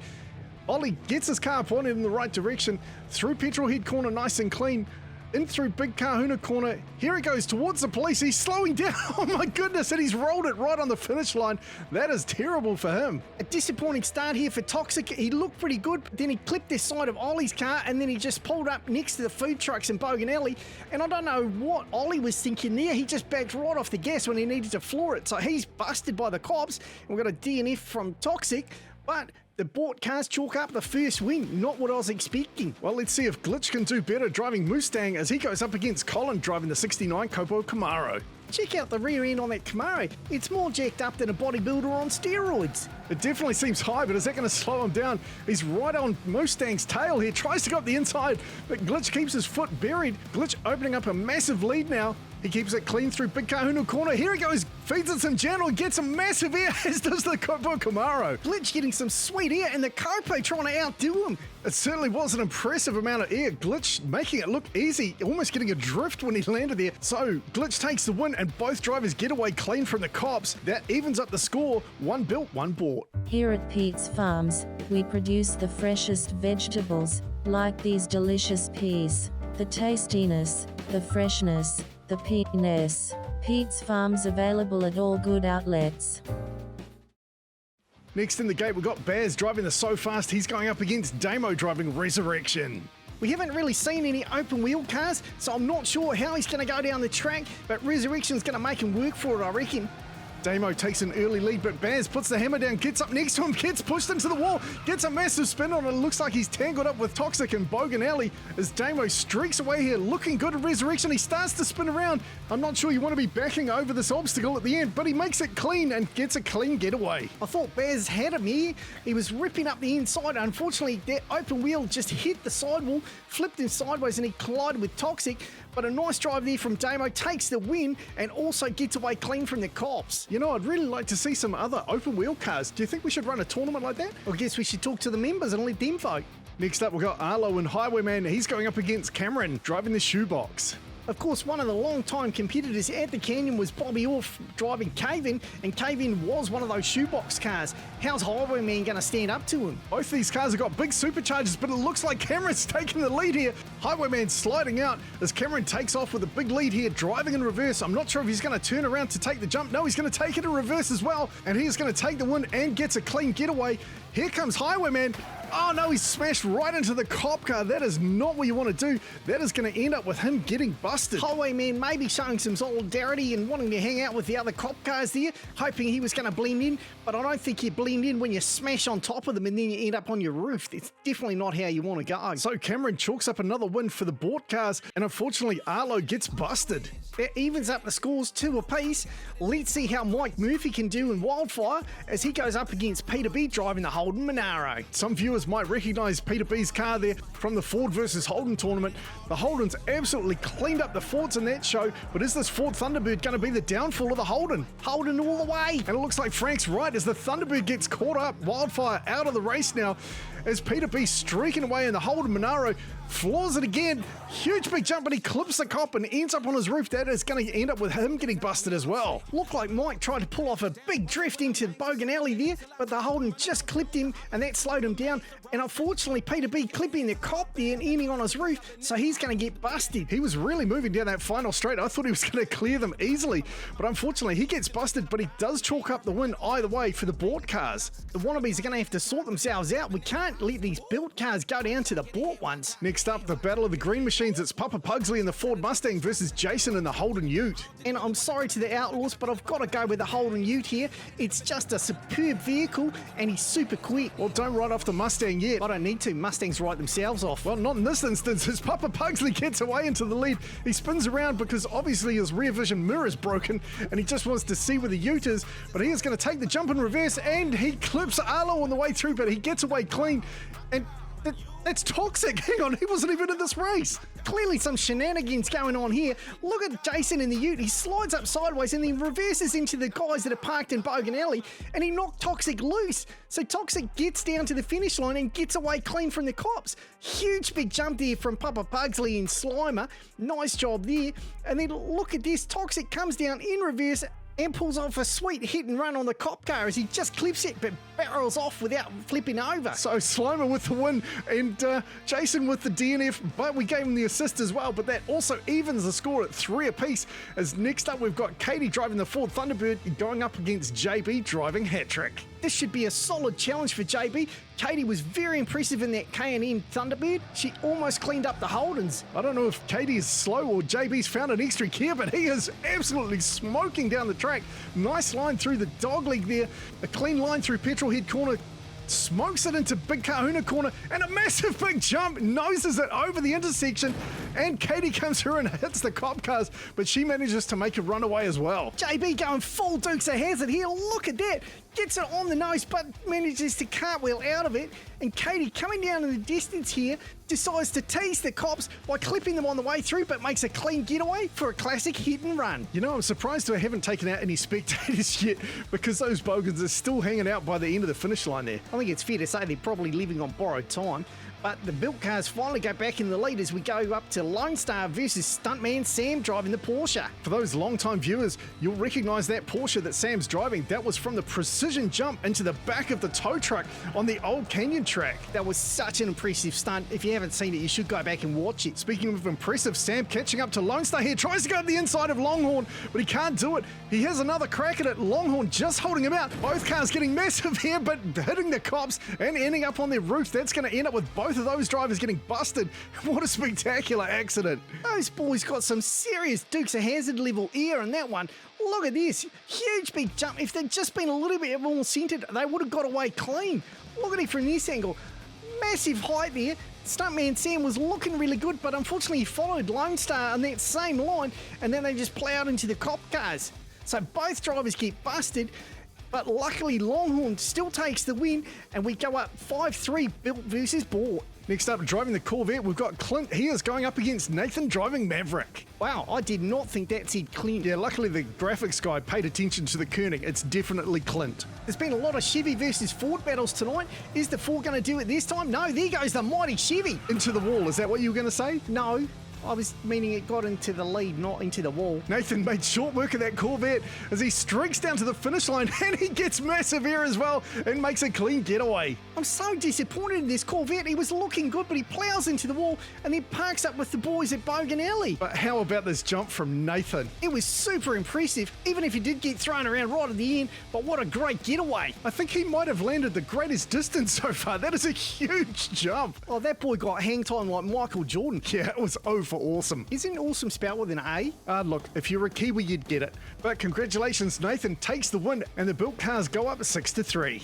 And in the final race tonight, Big Mike's in your mum. Freezing. Going up against Grant in the IROC. Those IROC Zs are super quick. I'm not sure if your mum's got the pace to keep up with it. I'm sure Big Mike will be working your mum really hard to stay all over that IROC. And it looks like the IROC's going to take an early lead here. Your mum left behind. Just wait till all 8 cylinders are warmed up, mate. The IROC goes sideways. Your mum smashes into it. The IROC gets going again now in reverse. Big Mike trying to find a way around. The IROC blocking the track. Big Mike goes to the inside and both drivers crash out into the cops. I really thought Big Mike was going to force your mum through the gap there, but unfortunately that Camaro just blocked the track beautifully, and with that battle both drivers slowed down too much so they couldn't get any air, which resulted in them hitting the cops and your mum plowed into 2 of them. And with that we got both drivers busted, but the IROC takes the win and manages to close the gap up a little bit. 6-4 Built versus Bought. This week it's the turn of the Outlaws to have a crack against the Bought cars, and of course the streets are still blocked, so the tow trucks aren't able to get out on the track, and that means there's still some cars broken down around the track because we left them where they stopped last week. Let's have a look at who's left out of there. Wow, so there's quite a collection there in Bogan Alley. Is there what? And check that guy out. I reckon he's having a chunder behind the Diddy the Food truck. Well, nobody ever accused the Bogans of being classy. All right, moving on to tonight's racing. First up, we got Jezza driving the Jaguar, going up against Dagger Rose driving Dirty D. Now, in last week's races, the drivers were alternating lanes, but the Outlaws are sticking to the Outlaws rules and they have to start on the outside lane. And Dagger Rose takes an early lead there. Dirty D gets in front of the Jag. Oh, but she goes over. Dirty D is down. The Jaguar just has to finish now. Of course, he could still get taken down by the cops, but Jezza is feeding it some gentle in reverse and takes a nice clean jump and makes a clean getaway. Oh, that's so disappointing for Dagger Rose. I thought she had it, but unfortunately just went up the sidewall. I think she was just concentrating so hard on blocking out Jezza, and then he makes a very nice jump there right at the end. So he chalks up the first win tonight, and unfortunately that's a total DNF for Dagger Rose, and she's stuck on the track. Actually, what the camera didn't catch there is she got flipped just onto the side of the track, so she's out of harm's way. But next up, Billy and Summer Pan are going to have a crack. Not a great start from the Outlaws so far. Hopefully Summer Pan can do a bit better and Mrs. Mouse in that outside lane. The Cougars have been pretty strong, but it looks like Billy's taking an early lead. But Mrs. Mouse, with a burst of speed at exactly the right time there, jumps out to a massive lead and is storming away down the track, clean into Big Kahuna Corner. And a huge big jump. What a great effort. But I can actually hear the other cars coming. Check this out. Back in the first corner, Billy comes across, clips the ute, and then gets Wildfire going. Again, gives him a bit of a push start, and that got everybody else excited, so they're all coming down and making a run for the cops. And here they come to the finish line. Wildfire with a massive big accident over the finish line. There goes Billy. Oh my God, the hot rod plows into the cops. The ute goes flying, and we've just got the Corvette left, and he comes down and slams into the cops as well. This was a great effort from Mrs. Mouse. A huge big jump and a celebratory barrel roll over the finish line. Nicely done, Summer Pan. And then look at Wildfire come down, just cartwheel down the track. Trying out for the gymnastics team by the look of it. Look at that. That is spectacular. Man, that was crazy. And then Billy coming through. Baz nails the cops. Jason coming through in the ute. And finally Clint coming down in the Corvette as he nails another cop. But he does a hit and run, so that's not so bad. But congratulations, Summer Pan. Nice win and a great assist there from Billy. The freshness, the tastiness of Pete's Farms peas. You can taste the peaness in every mouthful. The Outlaws up by 2 over the Bort cars as we go to race number 3, where it's the Battle of the Camaros. Radio Flyer driving Nighthawk there in the outside lane is an absolute beast, and I expect him to clean up the green Camaro here. Well, it could be a tough ask from the outside lane, but there he goes. He is stretching out a massive lead already. Wow, he is keeping it clean finally down that second straight. Races down to Big Kahuna Corner, clean through that corner, and he's going to get a decent jump here, is he? He does, and he bounces off the cop car, and unfortunately he ends up on his roof, so he's going to get busted there. Yeah, but if you've got to go out, mate, what a way to go, and how about that frog leap off the cop car? He got almost as much height as he did off the jump. Roberto, I thought, was going to make it away completely clean, but at least he didn't hit any cop cars, so he won't get busted. And even though he is busted, Radio Flyer does chalk up another win for the Outlaws, and that is important. Is it what, mate? I mean, you can't have these Bort cars just rolling in and taking down these custom-built rat rods. That would not be good manners at all. Next up for the Outlaws is Daddy G driving Ratbird. He is going up against Kenny G driving the Audi rally car. Okay, as far as Bort cars go, I think a rally car is probably stretching a bit. Well, speaking of stretching, Kenny G and the Audi are stretching out quite a lead over Daddy G and Ratbird there. He flicks it sideways into Petrol Head Corner, but he overcompensates. He's now going in reverse into Big Kahuna Corner. He manages to get around there somehow, but he's slowing right down. He's parked right in the cops. That is not a good place to park. And that's not good for Daddy G. Both of these drivers are going to get busted for hitting the cops and then hanging around. That is not what you want to do. Yeah, nah, that plan's about as sharp as a marble. If you're going to hit him, you've got to run away. Well, even though they both got busted, Kenny G does chalk up the win for the Bort cars and brings it back to only a 2-point gap. And next up, we've got Paul B driving the Sierra from the Sierra Showdown, and he's going up against Baby Cookie from Junkyard Joust, driving Curbside. 2 Fords on the track, all the spectators need to stand back. I think the Sierra's okay, but the Mustang's definitely dodgy. Crikey, that Sierra is quick. Was he got an extra shot of NOS in there or something? Well, here comes Baby Cookie. Looks like she tried to duck up the inside, but cut it a little bit too steep and ended up clipping the apex of the corner. The Sierra out with a massive lead here, not going to slow down, and both drivers there with a huge leap over the roadblock. The Sierra seems to get a bit of a tail kick there, nosed it in, but kept the car under nice control. And look at Baby Cookie. Could have gone horribly wrong, but she kept it under control really nicely, and both drivers get away clean. But congratulations to Paul B driving the Sierra. Nice win. And that closes the gap down to 1 point now. Worrying times for the Outlaws. Can Vagabond, driven by Big Mac, beat out Junior in the Ford Escort? Junior doesn't stand a chance, mate. He's going up against Vagabond, and Vagabond's got those sweet-ass flames. The only thing that could make Vagabond any quicker is if it was red as well. Well, Vagabond out to an early lead, but the Escort keeping up with him. He starts to stretch out a bigger lead as he heads into Petrol Head Corner. holds it clean through Big Kahuna corner, and down he goes, a nice jump. And even though they both crashed, they didn't hit any cop cars, so they will get away clean. I told you Vagabond would win. Say it with me, people. It's not the same without the... Who are you talking to, Frank? Clearly the audience. I'm waiting for them to fill in the blank. Yeah, but that only works for the live audience. Well, if they're watching this, they're clearly not dead. Not what I mean. I was talking about a studio audience. Well, okay, then put your hand up if you said flame. Still doesn't work with viewers. All right, next up, we've got Sid 2 driving the Skyline GTR going up against Mr. Dark and another Cougar. At least Sid Jr. seems a little bit calmer than his dad. Long-time Outlaws viewers will know what happened to Sid's dad. But it looks like Junior drives just as aggressively. Look at that cornering technique through Bogan Alley. That was an incredibly tight line through the apex. We've only seen one other driver take it like that before. Oh, and a clean drift through Big Kahuna corner, and Sid comes down to take the win, but he is busted by the cops as he parks on them. But Mr. Dark is off with a clean run there. Let's take another gander at Sid Jr.'s line through Bogan Alley here. Look at that, right tight to the apex, clean on the exit, a nice run there, and Mr. Dark slowed right down. At least he manages to keep going, and a sweet drift here in the GTR through Big Kahuna corner as well. But after driving like that, I was expecting something more impressive than driving over the bonnet of two cop cars and then hanging around to get arrested. That's ridiculous. Well, not for Mr. Dark. Look at this. Comes in reverse and then bounces off to spin around in the right direction and makes a clean getaway. What a champion run, even though he lost. So that is going to tighten the scores up again. It's 9-8. The built cars only just holding out the bought cars. Next up, we've got Jeff Speed driving the Honda Civic going up against Horden Sung driving Munted. Well, that Civic is rocking the VTEC power, yo. So it could be quite a challenge for Munted, but don't write Munted off just yet. So Jeff Speed out to an early lead here. Munted closes right up on his tail through Bogan Alley.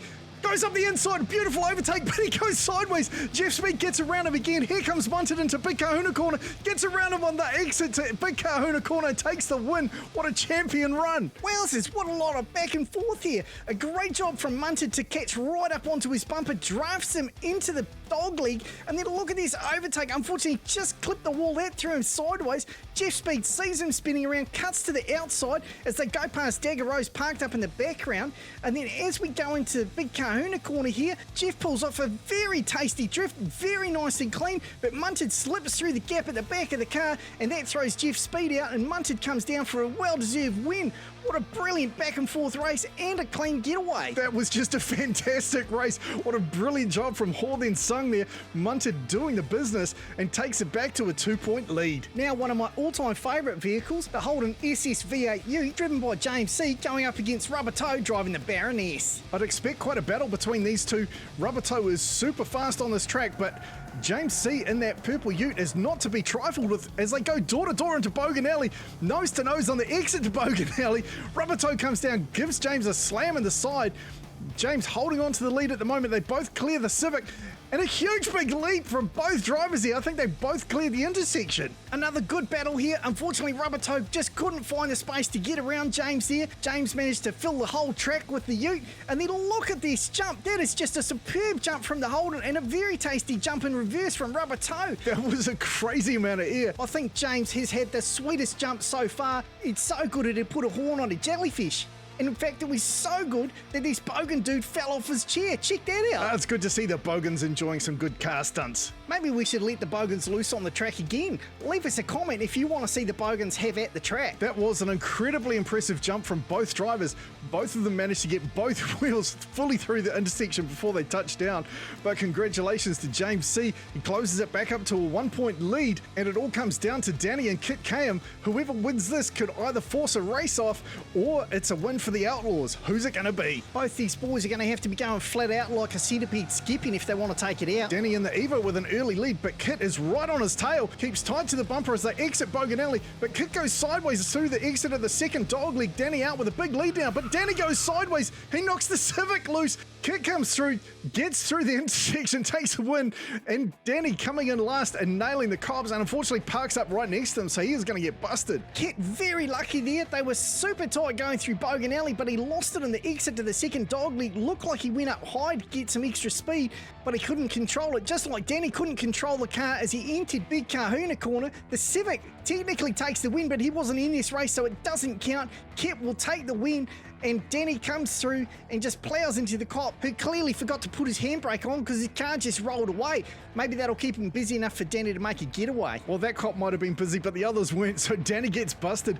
Kit takes the win and clean getaway, and that brings the total score to 11 for the built cars, 9 for the bought. The Outlaws do it again. Man, that was so much fun. I'm really looking forward to next week. Wait, what? What's next week? I've got a little something planned. Oh, good. A Frank special. They've always gone well. Don't pretend you don't love it. And welcome to the Canyon Outlaws Truck Takedown. Which is basically my interpretation of the original Fast and Furious films where the cars used to take on the truck drivers. So let's have a look how the points work. So the name of the game is to take the truck down. If you can, that's 1,000 points. And that doesn't mean that you have to actually knock it over. You can just stall it from getting to the finish line. You still pick up the 1,000. On top of that, every car that finishes ahead of the truck gets 250 points. And I feel like you're going to need every single one of those points as well. Well, especially because if the truck finishes first, you lose 500 points. And then for every car that finishes after the truck, you only get 25 points. And the only person crazy enough to take on the driving duties in that petrol tanker is Stuntman Sam. You know, when Sam's around, it's going to be a good time. So the wannabes are grouped in teams of 4. First up, team number 1, the Jesters. This team's made up of Full Monty, the Goomba, Impalinator 2, and up front is Longhorn. So one car must start behind the truck, the other start on the outside lane. How's it going to go? Longhorn taking on the truck to begin with. He gets spun around. The truck pushes him out of the way. Stuntman Sam is not here to muck around. Sam's a friendly guy and all, unless he's behind the wheel. You really got to watch out. But he is running away with this. And unless Sam loses control and crashes, it's going to be a complete down trail for the Jesters. These boys are going to need as many points as they can get, and they managed to get 3 drivers across the finish line, so they pull back 75 points. But Longhorn gave it a good crack up the top there. But unfortunately, the rest of the team were just on their own tour. Mike Esco in there and Full Monty obviously decided to just pull up for a bogan burger. They are delicious. But thankfully, the rest of his team was a little bit more professional and at least made it across the finish line so they get some points on the board. So not a great showing from the first team, minus 425 points. I'm hoping to see a lot better scores than that tonight. I'm not going to lie, this is definitely a tough ask of all of these drivers, but they all want to be outlaws, so it's time to put their money where their mouth is. So the Jesters, first one on the board. Can team number 2, Death Rabbits, do any better? So here we've got Maverick, Resurrection, Toxic, and of course, Mustang. So Toxic on the rear guard, Mustang in the front. Next to him is Resurrection, and following up behind is Maverick. They get underway, and Mustang making a good break here. Resurrection tucks into second place, so they start to put a block on the truck. This is a great move here from this team. Mustang racing away. He's going to finish early, pick up 250 points. Resurrection trying to stop Sam, but Sam nails him and gets a drift through Big Kahuna Corner and takes the second position. They're the only ones to finish. So Death Rabbits had a great strategy here. Get someone down to the finish line quickly and let the other drivers put the block on the truck. Now Resurrection did an awesome job here. He really tried to hold Stuntman Sam out. That was incredibly brave by Damo. Oh, defo, mate, defo. Here we see it. Resurrection coming in, tries to block the line, but Sam just nails him from behind. And look at this drift that Sam gets in that truck. I don't even think that was possible with a petrol tanker. That is definitely something I've never seen before. But Glitch in Mustang there picks up a very valuable 250 points, and it's unfortunate nobody else finishes because the truck takes away 500 points, so they're left with a negative 250, but that will put them into the lead. Congratulations, Death Rabbits. Classic Frisky Dingo reference there.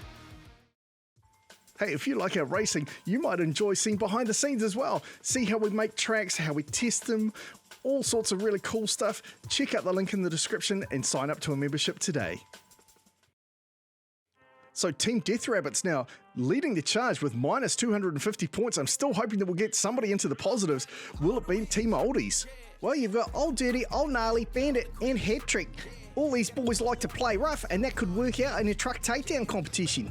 So Old Dirty in the tail, gonna JB and Hat-Trick up front. Looks like he's gonna take the Mustang line and jump out early, but unfortunately his team's getting left behind there. JB better watch out, here comes Sam. JB trying to slow everybody down here, but Stuntman Sam pulls around him. A very tight overtake there from Stuntman Sam. JB having another go, trying to get ahead, but he can't quite do it. But will we get all 4 cars across the finish line? Yes, we do eventually. Mad props to JB trying to take on that speeding tanker all by himself and then having a crack right at the end to get around it, but he just couldn't quite manage it. But at least all 4 cars finished, so they will clock up some points, even though they'll stay in the negatives. Well, the scores from this week and next week will be added together, so it's going to be vitally important to get as many as you can on the board. Oldies only managing to get minus 400, which is not a great start, but at least they managed to get something. So that means Death Rabbits hold on to the number 1 spot with minus 250 points. And just like the Highlander, there can be only one.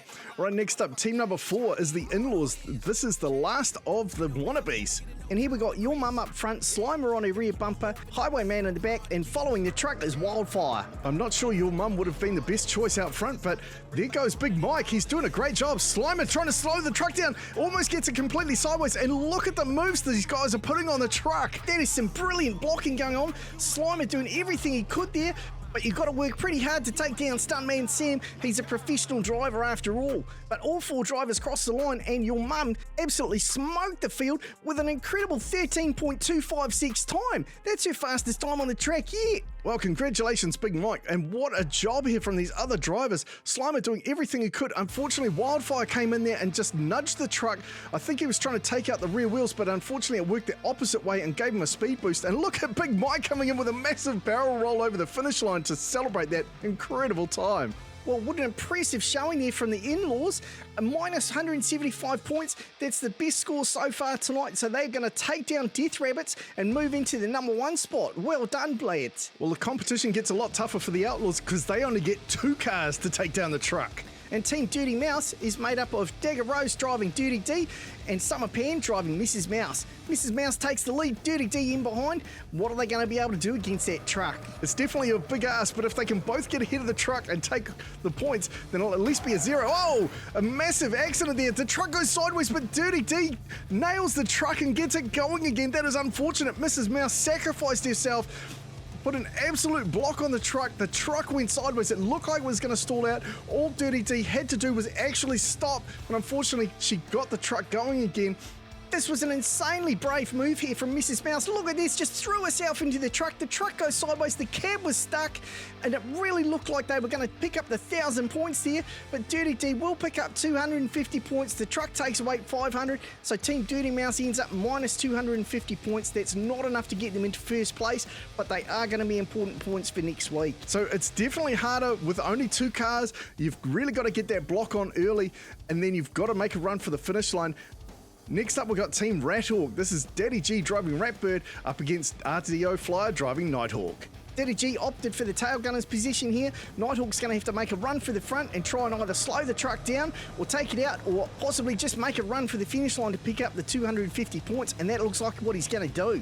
And here comes Daddy G making a run for the back of the truck, tries to go up the inside, decides against it, tries it again coming into Big Kahuna Corner. Nighthawk goes sideways, but Stuntman Sam sees it coming and manages to navigate around, but both drivers will cross the finish line for 50 points. Another stunning sacrificial move here. Nighthawk threw his car sideways, tried everything he could to block the track to allow Daddy G to catch up, but unfortunately that big rig just has way too much mass behind it, took him down, and Ratbird there getting a barrel roll over the finish line as well. Well, I had high hopes for Team Rathawk, but unfortunately at minus 450 points, that puts them a long way back.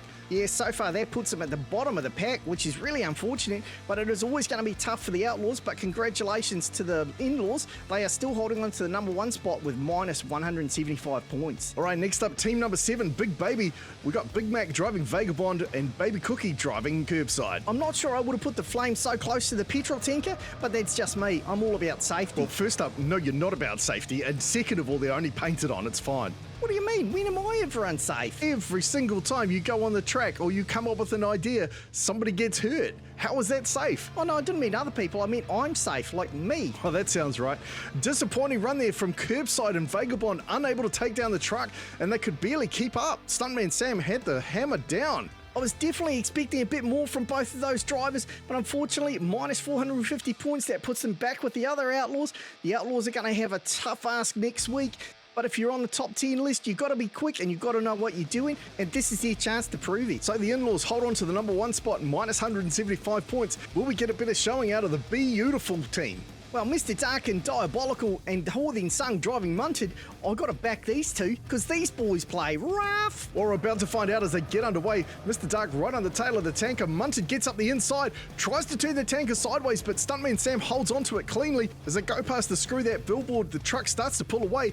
Both drivers coming up behind, but Munted pulls across into Diabolical. I'm not sure what Hawthorne Sung was doing. He's trying to take the truck down, not the other racer. I think that's just a reflex, mate. He sees somebody trying to overtake him and he just jumps on them, but they really got to work together if they're going to take down a big rig like this. Yeah, I thought they were going to be able to pull some sort of maneuver here, but Munter just pulls right across and slams Mr. Dark into the sidewall, and unfortunately that was basically the end of their race there. They do pick up 25 points apiece, and they will be stuck at the back at minus 450 points as well.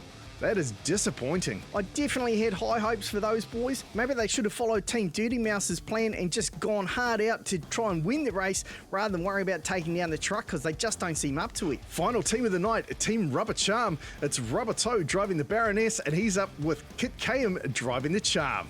Kit bashed and crashed his way to the top of the list, so I'm expecting some rough driving from him, and Rubber Toe's not afraid to mix it up as well. I don't know, maybe they should just make a run for the front. Rubber Toe gets into the side of the truck, he gets the cab sideways, and both drivers slip past. Both drivers now making a run to the finish line. It looks like they've stalled the truck out completely. This is an epic run from these two drivers. Go boys, go, and that's why they're at the top of the list. Look at that. Well, just in case you didn't think it was possible, these two prove it absolutely is with a perfect run. Rubber Toe with a brilliant drive here. Look at the way he controls the truck. Sam did everything he could to try and pull the truck around. Kit came with a stunning move, slips between the truck and the sidewall. That could have easily got the truck going again, but both of those drivers proving why they are at the top of the list and maxing out with a whopping 1,500 points. That is incredible. I bet there are a bunch of viewers out there thinking there's no way these cars can take down a truck. This is a stupid idea. But it's my idea, and that's never stupid, and those boys just proved it. That's why you have the top drivers in a top level competition, proving how tough they actually are. Well, hopefully you've enjoyed tonight, and you're going to tune in for round number 2 next week. It's going to be even more explosive. Oh, sweet. Did our demolitions license come in? Can we use explosives? Whoa there, buddy. No, not at all, Frank. No actual explosives. It's just an expression. But one day soon, right? You've got to let me blow something up, please. The only thing you're likely to blow up is yourself, so I think that's a bad idea. Welcome to round 2 of the truck takedown. There was some stunning driving last week, but we saw Rubber Charm take the top points with a perfect run in 1,500 points. So this week, it's the same teams, but we're switching up the truck. This week, it's going to be the Tesla truck that Sam is driving, and the Tesla now sits in the outside lane because that thing is crazy fast. And on top of all that, we've also upped the points. So if you stop the truck this time, it's 2,000 points. If you finish before the truck, you get 500 points each for every car that crosses ahead. If you finish after the truck, you get 25 points per car. If the truck finishes before the cars, you lose 500 points. If you knock the cops loose from Bogan Alley, then that'll cost you 100 points a car, and if you land on the sweet flatbed at the end of this single lane jump, you get a whopping 3,000 points. That is a huge amount of points, but you must land on the truck and stay on the truck right to the very end. But that's why the points are so big. It's a big gamble. All right, first up, Team Jesters last week finished with minus 425 points. Can they do any better this week? So we've got the Goomba, Impalinator and Longhorn in the inside lane, the Tesla truck in the outside, and he's followed up by Full Monty. Goomba getting out to an early lead here, tries to block the truck. The truck goes to the inside, hits the wall, knocks his load loose, and he's flipped over on the dogleg out of Bogan Alley. What a start. Marcus Fargon and Impalinator 2 here, making a run for the finish line to chalk up some extra points. The team have already cracked up 2,000, and looks like he's going for the jump. Oh, he just falls short of the tow truck, but what a move. And the trailer's still going. Well, there's so much action in his first race. Let's go back and have a look at how it all started. So the Goomba took the inside line. That forced the truck to stay wide, which slammed him into the barrier, and that just shunted his load loose. And unfortunately, it was Full Monty there that let the cops loose as well. But at least one of them was kind enough to help Longhorn slow that trailer down and pull it to a complete stop. And how about Marcus going for those maximum points? Yeah, he set himself up right at the start. It was a good line, but unfortunately, he just didn't quite have the herbs to get there.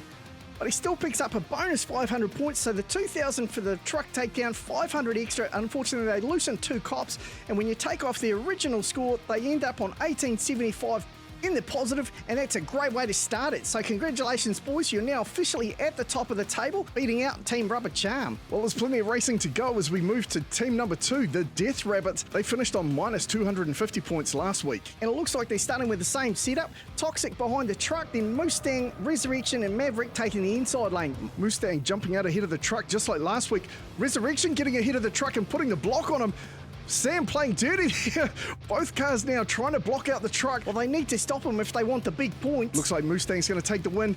Damo in second place and Resurrection gets nailed by the truck. Toxic goes for the truck jump and just falls short. I'm not sure what Maverick and Toxic were doing there. It looked like they were trying to take each other out. Luckily, they didn't let the cops loose. Then up front, you got Glitch and Damo chalking up 500 points each, and Damo getting wicked hit there from the truck as he crossed the finish line, and Toxic making a great effort at the truck jump. He was so close. That would have been spectacular if he'd made it, but he just didn't quite have the guts there. He should have given it the beans. So Death Rabbits get 1,025 points for this round, taking off their original score. They end up on 775. That's not going to be enough to take down the number one. Remember, if you are enjoying this racing, why not check out our memberships and get full access in behind the scenes? Learn how we design tracks, how we test them, plus lots more. There's a link in the description. Check it out.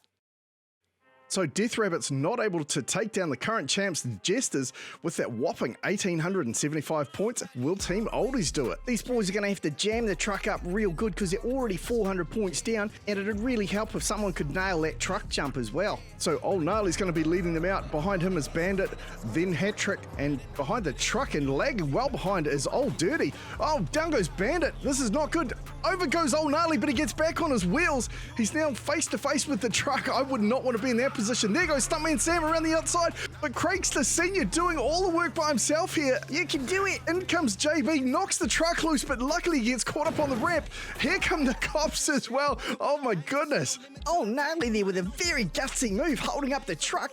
He got out in front, was under all sorts of pressure. Bandit couldn't handle the pressure there. He got knocked loose. I don't know what Old Dirty was doing. He just flipped over and knocked all the cops loose, not helping his team at all. Well, luckily Craig's the senior and Old Dirty there, taking it upon himself to take the truck down all by his lonesome. I can't believe he did that. And I can't believe that JB nearly threw away all that hard work. Look at this, he comes clowning in. I don't know why he took down Craig's the senior there, but luckily the ramp was right there. The truck couldn't clear it, and so they pick up the 2,000 points. Unfortunately, with Wally Champ and Old Dirty knocking the cops loose, they lose 300 of those points, so 1,700, and they started with minus 400, so that leaves their finished score at 1,300 points. A great effort there from the Oldies, but not enough to take down the Jesters yet. The Jesters certainly set the bar pretty darn high. That was a great effort. Now the In-Laws have got a great shot here. They're only minus 175 points. I think they've got a good crack. So we've got Big Mike and your mum up front. Behind him, we've got Wildfire, driven by Mike Murphy, then Arlo driving Highwayman, and finally Papa Pugsley in the green Mustang. It looks like your mum's getting all up in the truck there. Wildfire also adding in, trying to stop him. Oh no, and the truck goes right up the inside of your mum. Phrasing. Big Mike trying to recover. Can he get around the truck? It doesn't look like he's going to do it. He goes for the stunt jump, but he can't make it. He pulls off to the side. Slimer comes through, flips over at the finish line, and it looks like we've got some random cops coming down the track. That's not going to be good for the score. This team did a great job last week, but they completely fell apart this week. Big Mike and your mum and Wildfire there doing a great job trying to block the truck. Arlo completely lost the plot, knocked them loose. Wildfire flips over. Big Mike let the truck go right past him, and then it looked like Big Mike was going for the bonus points, but he pulled out too early and flipped your mum on her back and had to hold on till she stopped sliding. An all-round shocking effort from the In-Laws, minus 750 points. And when you take off the original score, they've gone backwards again, minus 925 points. Looks like the Jesters are laughing all the way to the end here. Well, there's still plenty of racing to go, and now we're getting into the Outlaw teams. First up, it's Team Dirty Mouse. Digger Rose driving Dirty D, and Summer Pan driving Mrs. Mouse here. And Mrs. Mouse is going to lead them out and see if she can block the Tesla. Well, she certainly threw everything into it last week. She made the sacrifice, but it looks like they've got caught up in the tunnel. The Tesla truck has got out to a massive lead already. They are going to struggle to catch up. Oh, Mrs. Mouse goes down. That is not good for this team. But Stuntman Sam doesn't care. He is just going to take this truck all the way to the finish. You know, I thought he was going to try and jump that onto the flatbed there, but I see he pulled out just in time. So a shocking run there for Team Dirty Mouse. Summer Pan lost control through the second dog leg, and Dirty D got stuck in behind, so that's minus 500 points. When you add that to their original score, they also go backwards, now on minus 750 points. Team Jesters made it look so easy right in that first race. I thought everyone was going to clean this up, but wowzers, they are just streaking away from everyone. All right, next up is Team Rathawk. Daddy G and Ratbird and Audio Flyer driving Nighthawk. I'd expected big things from this team last week, but they let me down, unfortunately. Hopefully they can get it together this week. They're both pretty quick. Well, then we've got Nighthawk trying to get in front of the Tesla. He's pushing it into the wall. Nice move there, gets ahead. Now Stuntman Sam is going to pressure him all the way to the finish line here. Nighthawk looks like he's going to keep it together. Is he going to go for the jump? No, he doesn't. I don't know why he pulled to the side there. That was a perfect opportunity. Here goes Daddy G and Ratbird, but he is ridiculously slow. He clearly wasn't listening at the briefing. I said land on the truck, not park under it. Crikey. Well, it was, I suppose, an effort. Not a very good effort, but he does pick up 25 points for at least crossing the finish line. But that is not really going to help them. Well, Nighthawk managed to pull up 500 points. Daddy G adds a measly 25 points. With their last score, that only puts him plus 75 points in total, and that is still not enough to take down the Jesters. I think these guys are going to take it out tonight. Well, next up is one of your favourite cars. It's Vagabond, driven by Big Mac, and he's joined by Baby Cookie driving curbside. It's a very smart move, putting the car with the flames in front, let him blaze a trail ahead of the field and block the truck out. Well, he didn't do a great job last week. Let's hope he can improve this time.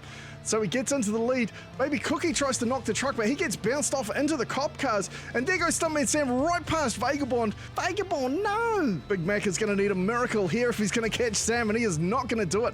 Sam takes the win. Vagabond will pick up 25 points. Here comes Nighthawk. No, it's actually a cop car. Unfortunately, when Baby Cookie bounced off, she knocked the cops loose and stalled herself out. So not only did she not make any points herself, but she also gave away another 200. Well, it looks like she tried to make up for that mistake and tried to power on through, but unfortunately just didn't have it in her. So disappointed with Vagabond. I can't believe Big Mac let the truck drive past. Minus 675 points.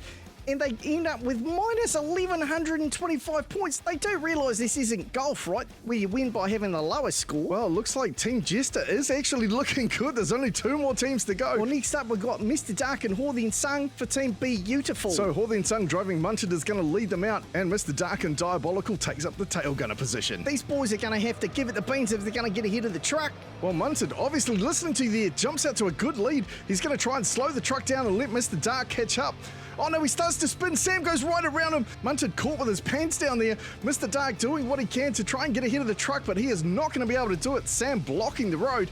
And here comes Munted. Munted nails it! Munted nails the stunt jump. I did not think anyone was going to do that. Wowzers, what an absolutely crazy run there from Munted. He was out in front. I thought he was going to block Sam out, but then he blows it coming out of the exit to Bogan Alley. Sam drove right by him, but boy did he make up for it. What a bonza move right at the end here. Look at this. He pulls wide, sees his opportunity, he jumps in it and leads it so sweetly. You're right there, mate. It sounds like your voice went up a couple of octaves. It's just so exciting. Well, that was ridiculously impressive from Munted, and what a time to do it right at the end there. That was a superb jump. I can't believe he managed to hold on. I thought he was going to go wide. He did come at it from a bit of an angle. You see him cut across from the other side of the track, but holy smokes, he nailed that. And that is going to shake the scores up. So because the truck won, they lose a few points, but they pick up 2,550, and after their other scores deducted, they still end up on 2,100 points, and that now takes them into the lead. Gosh, that race had everything. Incredible overtakes, tight racing, and the best stunt of the night. It's time for the last race of the night. Team Rubber Charm on 1,500 points. The leaders last week, can they do it again, or are they going to go backwards this week? Well, you really can't count your chickens till they've crossed the road. Okay. Rubber Toe jumps out. Kit Km's going to get into the side of the truck here. Both of them putting the block on. Are they just going to go for the 500 points? No, Rubber Toe spins his car around and he starts to add the block on. They get Sam sideways. They're dragging the truck to a stop. Get it, boys. And they've done it. They stopped the truck, but here comes a cop car they knocked loose. Oh, this could be bad. He nails them, but luckily doesn't get the truck going, so they're going to pick up 2,000 points here. These boys make such a good team. Just look at the precision in that driving. And then they decided to go big. They could have just taken the 1,000 points and ended up with a win, but they wanted more. Look at this. They just dragged that truck to a stop. That was a brutal maneuver and well executed yet again. Bit risky leaving it to that last corner. That cop could have changed that result quite dramatically, but they lost 100 points, so overall they pick up 1,900 points, add that to their other 1,500, and they end up with a whopping 3,400 points and take over the top spot. Considering there are only 2 cars there, they have thrashed this field. Those boys are proving why they sit at the top of the Outlaws list. Well, there were plenty of opportunities for teams to take them down, but they just didn't have what it took tonight. Some great racing from Rubber Toe and Kit Km yet again. And what a phenomenal way for Rubber Toe to celebrate his birthday. Happy birthday, mate. For the big finale tonight, I've decided that we're going to put 2 trucks out on the track at once, which means we're changing up the way the points work as well. That's right, the cars will be in front of the trucks, so there is no points for crossing the finish line. You only get points for stopping a truck, where you get 2,000 points. If you wreck the truck on top of just stopping it, you get an extra 1,000 points. Land on the flatbed and hold it, that's 3,000 points. But if you wreck your ride or you get wrecked by the truck, you lose 500 points for every car that gets wrecked. If you haven't seen last week's race, the whole idea with jumping into the flatbed is you come down the outside lane, hit the ramp, and you have to land into the trailer on the flatbed and you have to hold it. Munter did an amazing job last week and landed it perfectly and picked up 3,000 points, which could be a total game changer tonight. Now, introducing the 2 drivers tonight, Stuntman Sam obviously driving the Tesla, but we've got Serrano Buckminster driving the fuel truck. Absolutely. After his performance in race 7 of the Chevy Showdown, he was a shoo-in for the role. First up tonight is Team Jesters. They finally got their act together last week and pulled off a very impressive run to end up with positive 1,875 points. How much are they going to add tonight? Well, it's got to be tough with 2 18-wheelers bearing down on you like this. And it looks like a coordinated attack from the drivers here. They block up the track. They are completely blocking the track, and they've stopped both trucks. Wowzers. What an incredible start to the round. That's phenomenal. I never thought they'd be able to stop both trucks like this, but look at that. It was total coordination from these guys. They obviously discussed this before the race, and look at the way they just crowd the trucks, slow them down, and then props to Marcus Figon here. He backs and Parlanated 2 under the 18-wheeler that Serrano's driving. Look at that. Stops the wheels. So dangerous. Well done, team. That is impressive. And look at the lean on the petrol tanker. I'm surprised that Serrano Buckminster didn't go off the side of the track. Well, that does seem to be his spot. But well done, Jesters. You add 4,000 points. That takes you up to a monster 5,875 points. You have set the bar sky high. That is higher than Snoop Dogg, mate. What a wicked start to the round. Can Team Death Rabbits do any better? Starting with only 775 points, they're going to need to disable both trucks and get the flatbed jump if they want to take it out. Now that would be impressive, but let's see how they do. They get underway and they seem to be accelerating away from the trucks. I'm not sure if they're going to set up a roadblock. Whoa! Glitch almost going off the side of the track there in Mustang as he gets muscled out of the way by Stuntman Sam. Sam now pushing hard against Resurrection and Toxic. Toxic looks like he's going for the jump, but he falls short.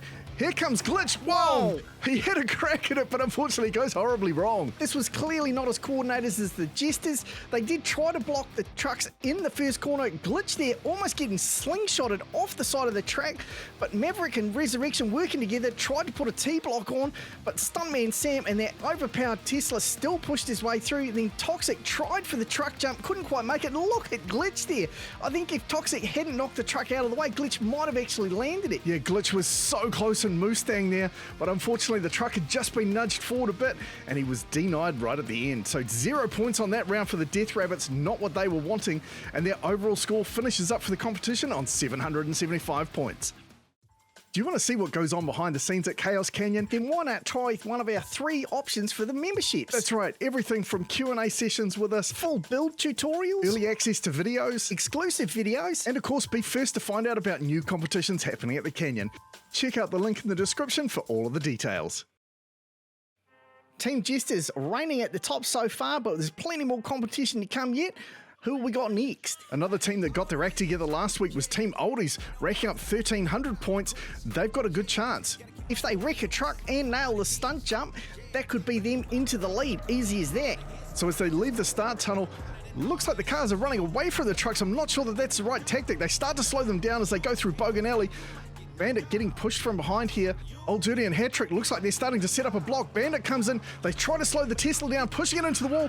Old Dirty goes for the jump. He can't make it. Sam goes over the jump in the truck. That is incredible. Unfortunately, Old Dirty there hit the jump all kinds of wrong. And look at JB going sideways and Sam goes over it in the Tesla truck. That's the first time he's done that, but I think JB was blocking him out from turning around past him. Now, according to your rules, what would have happened if the Tesla truck had actually landed the stunt jump? I think it's fair to say that if one of the 18-wheelers managed to land on and stay on the tow truck, that would be an ultimate win for them, and we just shut the competition down after that because you can't do any better than that. Yeah, I'd say that's fair. That would be impressive to see, though.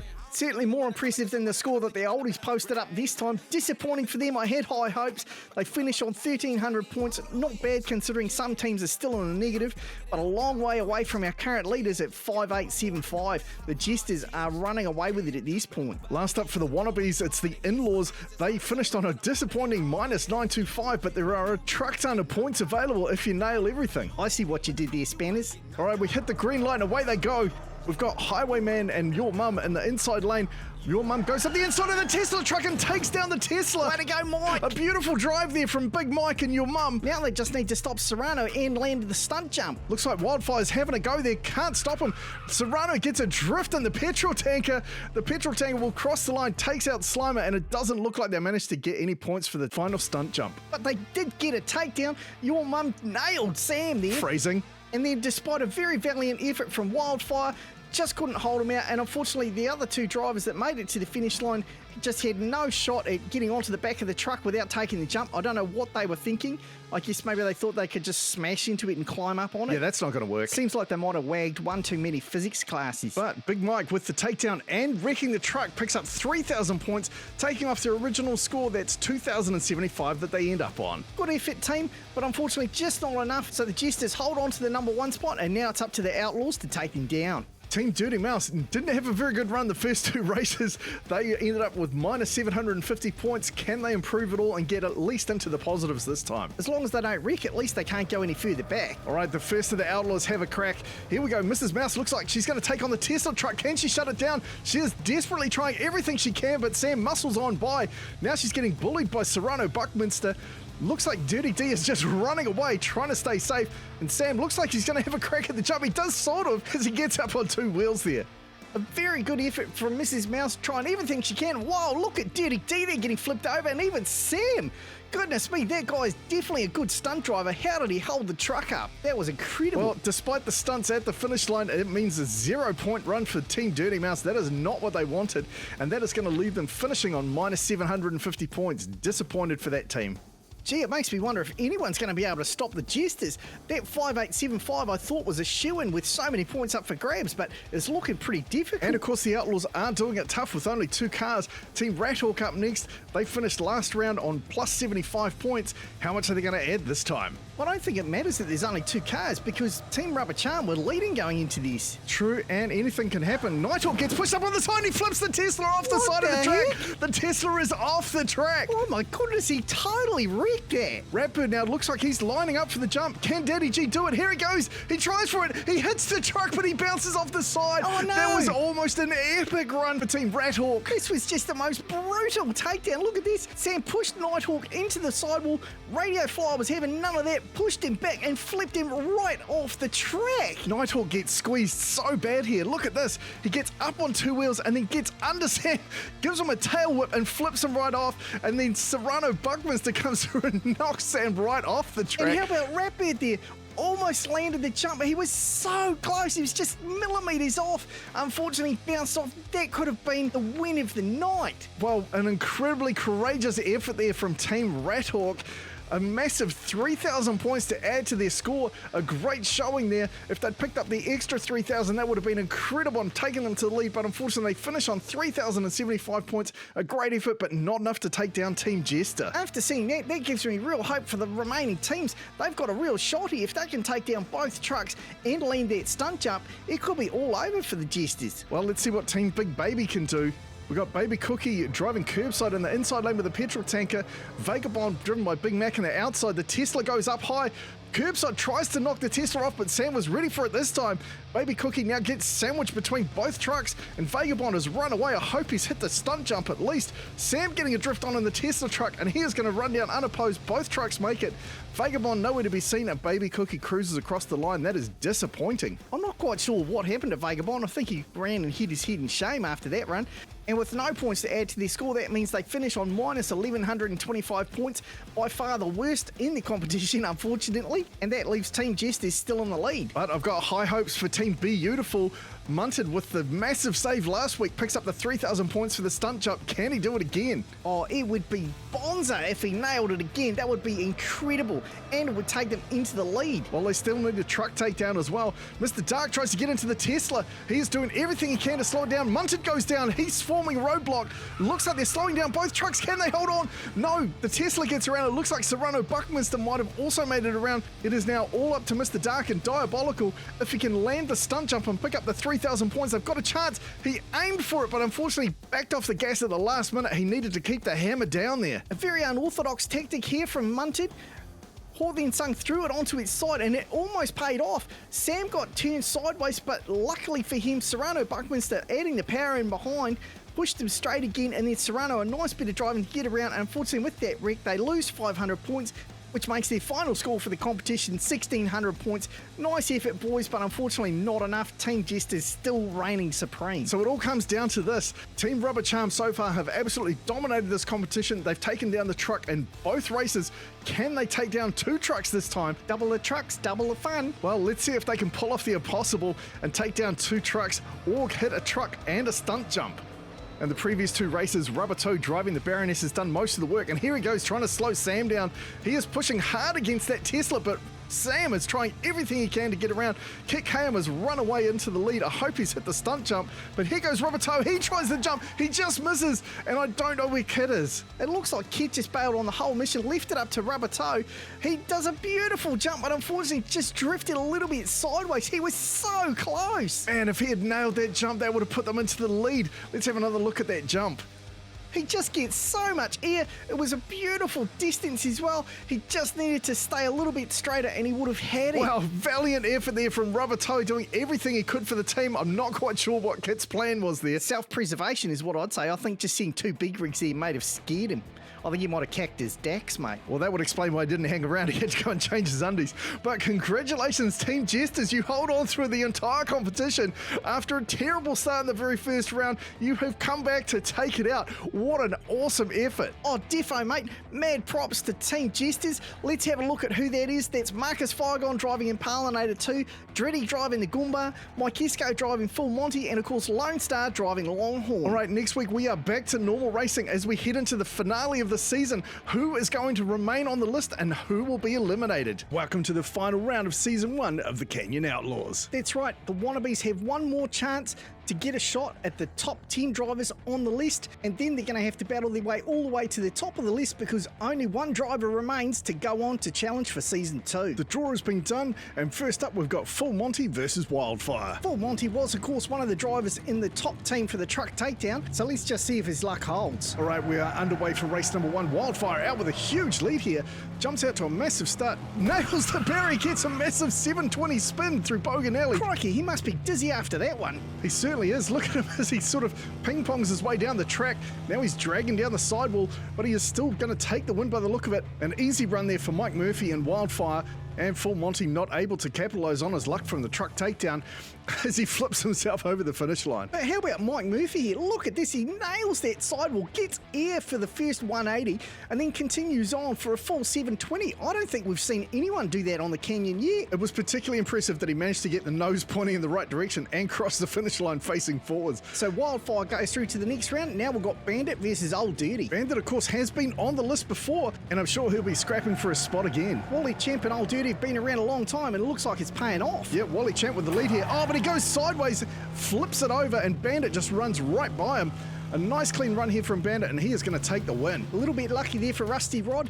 Wally Champ just going too hot into Boganelli, flipping over and allowing Bandit to cruise right on by him. Nerves of steel there from Rusty Rod. He just kept his foot pinned to the floor and cruised right on by the wreck in front of him. So congratulations, Bandit. You are moving through to the next round. Next up, we've got Old Gnarly versus Impalinator 2. Marcus Firegon and Impalinator 2, a long-time channel supporter and an outlaw from the beginning. These two are side by side as they head into Boganelli. Marcus gets squeezed into the wall and gets flipped over. Oh no, Marcus! Craig's the senior putting the dirty moves on Marcus Firegon there, but this is outlaw racing, so anything goes, and he is going to take the win. That boy is cool as a cucumber. He didn't even flinch when Marcus flipped over. Look at this. O'Neill just had a slight lead. That was enough for him to push the nose of Marcus's car up the wall, and then it was good night nurse. And Craig's there getting some air just after the finish line. Luckily, he keeps his car intact. So Rex towing her out on the track, clearing up Marcus, and it's an unfortunate end to Impalinator 2, but congratulations to Craig's the senior, and O'Neill, you're moving on to the next round. If you're looking for a sweet treat that's mouthfuls of delicious, get your hands on Granny's Muffins, now available from Buster's Donuts, home of the famous chocolate starfish donut. Race number 4 sees Arlo driving Highwayman going up against Big Mike and your mum. Your mum had some impressive scores in the truck takedown. Let's see if she can do it again. Well, Big Mike's dropped the hammer and he jumps out to a good lead here ahead of Arlo. Big Mike really giving it to your mum there. But here comes Arlo. Mike spins the car. Arlo slips around with a great overtake. Now Arlo goes sideways. Come on, Big Mike, get it back. Both drivers getting a bit loose in Kahuna corner there, but Arlo comes out ahead of your mum and will take the win. Oh, I'm so gutted for Big Mike. Obviously, your mum's got some power there, but unfortunately a little bit too much, bounced off the walls, and Arlo capitalised on it. But then Arlo gave it the beans a bit too quickly and got himself spun around, and Big Mike almost hit him, but unfortunately overcooked it and drifted to a halt in Big Kahuna corner. So Arlo and Highwayman will take the win and move on to the next round. Some great driving there by Arlo, sees his opportunity and takes the win. Next up, we've got Nathan driving Slimer going up against Glitch driving Mustang. Glitch, another OG from the Canyon Outlaws, definitely knows what he's doing. He certainly does, and he seems to be making short work of Slimer here. He is just pulling out miles ahead. Slimer feeds at the channel at the wrong time, climbs the sidewall. Not sure if he's stalled out, but Glitch is going to run away, and he looks like he's going to set a pretty good time here as well. Glitch with an absolutely textbook run there. Nice line. Good to see the two Mustangs crossing the finish line, but Glitch posting a 13.719. That is a very tight time and one of the fastest tonight so far. So the Mustang gets another shot, and we'll move on to the next round. Next up, this should be a right, Donnybrook. It's Resurrection versus Maverick. Mate, you should have heard the trash talking between these two. It's all on tonight. Well, Damo gets out to an early lead, but Nathan is going to pull up right on his bumper here. They are super tight. Nathan goes up the inside with a perfect overtake. What an absolutely stunning move there from Nathan and Maverick. Damo with no answer. He just has to sit there and watch those taillights disappear into the distance. What a phenomenal drive from the young man here. Damo had a good lead over him, but look at the way he catches up into Boganelli, takes the high line to get a bit of a boost of speed, and then perfectly picks his line up the inside. Damo, absolutely no answer, gets left in the dirt. Nathan is going to be celebrating hard tonight, I guess. Well, if there was some trash talking before the race, I'm sure there's going to be a lot more after that. Oh, you know it. They will be going at it. Congratulations to Nathan driving Maverick. You are moving through to the next round. All right, next up, we've got Hattrick driven by JB going up against Dreddy driving the Goomba. We know these Cougars are quick because we had 3 of them on the list earlier. Well, Hattrick's no slouch either. These two are door-to-door into Boganelli. Still on the exit to Boganelli. JB falls just in behind, starts to spin out. Dreddy gets a good jump on him here, and I think that is probably going to be the race. Dreddy not slowing down, takes a massive win there. Unfortunate for JB. JB trying to jump on the back of the tow truck there. This was such a tight race. The Goomba's front wheels were off the ground. JB was pushing him into the wall so hard. JB tried to get up high for a bit of extra speed, but unfortunately couldn't handle that boost. And Dreddy just ran away with it and got a big flip over the finish line, but not as big as JB. He must have thought he was still trying to do the truck takedown. He knows there's no bonus points for landing on the back of the tow truck, right? I think he was so conditioned to it, he just thought he'd have another crack anyway. It was quite an impressive effort considering there was no jump there. The back of that truck does flip down. Maybe we should use that as a ramp sometime. Well, let's get Stuntman Sam onto having a look at that one. But congratulations, Dreddy driving the Goomba. You're moving through to the next round with a 13.776 time. Now it's Biohazard driving Toxic going up against Lone Star driving Longhorn for the final of the first round races. Longhorn quick out of the gate here. He comes out of the tunnel with a big lead. Oh, but he takes a weird line there, gets spun around. I'm not sure if he stalled out or if he's going to keep going, but Toxic now with a chance to get through to the next round. A great looking car that Biohazard has built, but unfortunately it's had a bit of a patchy performance so far, but he is going to take the win and move through to the next round. A disappointing run from Lone Star. I don't know if Lone Star dropped his drink or was checking his phone, but that was the completely wrong line to take into Boganelli, and he paid the price for it. But it looks like he stopped for a quick kebab while he's there. Wait, has somebody passed out there? Well, it is still Boganelli. Ah, right, yeah, best not to look too close. All right, congratulations, Biohazard driving Toxic, a very slow 16.570 time, but it doesn't matter, you are moving through to the next round. So there's 4 races left. First up, it's Wildfire versus Bandit. Well, let's just hope Wildfire's recovered after that wild 720. Let's hope his head stops spinning. Well, he must have shaken it off. Look at that, he's flying. Nope, still does. He goes sideways. Bandit slams into him. Both drivers bouncing all over the place in Bogan Alley, but Wildfire somehow manages to get his car pointing in the right direction, and just as I say that, he spins around and is now backing down the track, hitting everything in sight. This is ridiculous. If you're accumulating points for hitting the side, he definitely would have beaten everybody in every competition so far. Have a look at this. He was fishtailing in the lanes and then goes sideways right into Bandit's view. Rusty Rod, absolutely nowhere to go there. And then unfortunately he was on the wrong line into Bogan Alley.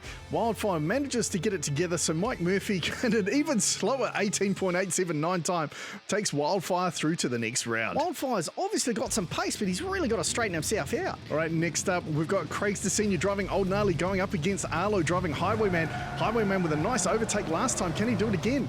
Oh, he might not need to. He's into the lead. Old Gnarly tries to tag his rear end, but he doesn't do it. Arlo, no! Highwayman spins out there. Craig's the Senior capitalising on it perfectly. An uncharacteristic mistake there from Arlo, but at this level of competition, any mistake is likely to be a game changer, and Craig's the Senior made the most of that opportunity. I think Highwayman just has too many horses under the bonnet, and those wheels are not sticky enough. He obviously gave it the beans way too early in the peak of that corner. Look at this, he goes up high, gives it the beans, but unfortunately wasn't quite straight enough, and that threw him into a slide. He got the car pointed in the right direction, but by that stage it was too late. Craig's the Senior saw that gap and just screamed right on by him. So Petrolhead Corner seems to be where all the action is tonight. There's some brilliant overtakes in that area, but Craig's the Senior, you are moving through to the next round. Congratulations. Yeah, you don't have to be first out the gate, just across the line. All right, now it's Mustang driven by Glitch going up against Maverick driven by Nathan. Nathan with a superb overtake in his first race. Can he do it again? He's going to have his work cut out for him to catch up to Glitch. Glitch out with a nice lead. Maverick starts to close the gap a little bit, but Glitch feeds it the jandle here into Petrolhead Corner, starts to open that gap again, and he is not slowing down. Mustang is going to take the win. A nice clean drive from both drivers here, but congratulations Glitch, moving through to the next round with a 14.239, one of the quicker drivers tonight so far. And now we'll be moving on to the final race for tonight. It is the Goomba versus Toxic. Now, speaking of cougars, I saw this van earlier in the week called Hire a Hubby. Yeah, for the guys that come around and do odd jobs around the house. And I think they're missing a key part of the market. Why don't they have Hire a Wife? To do what exactly? No, wait, I don't want to know, especially from you. All right, the Goomba out to a big lead here. Toxic seems to have stalled out in the tunnel somehow. Goomba taking a very scenic route, trying to check the view from both sides of the track, and he will take the win and move through to the next round. So let's just go back to the start tunnel and have a look what happened. So Toxic just bounced off the sidewall and then seemed to stall out. It looks like maybe he blew a tyre and that was his racing done. Unfortunate for him, but the Goomba moves through to the next round.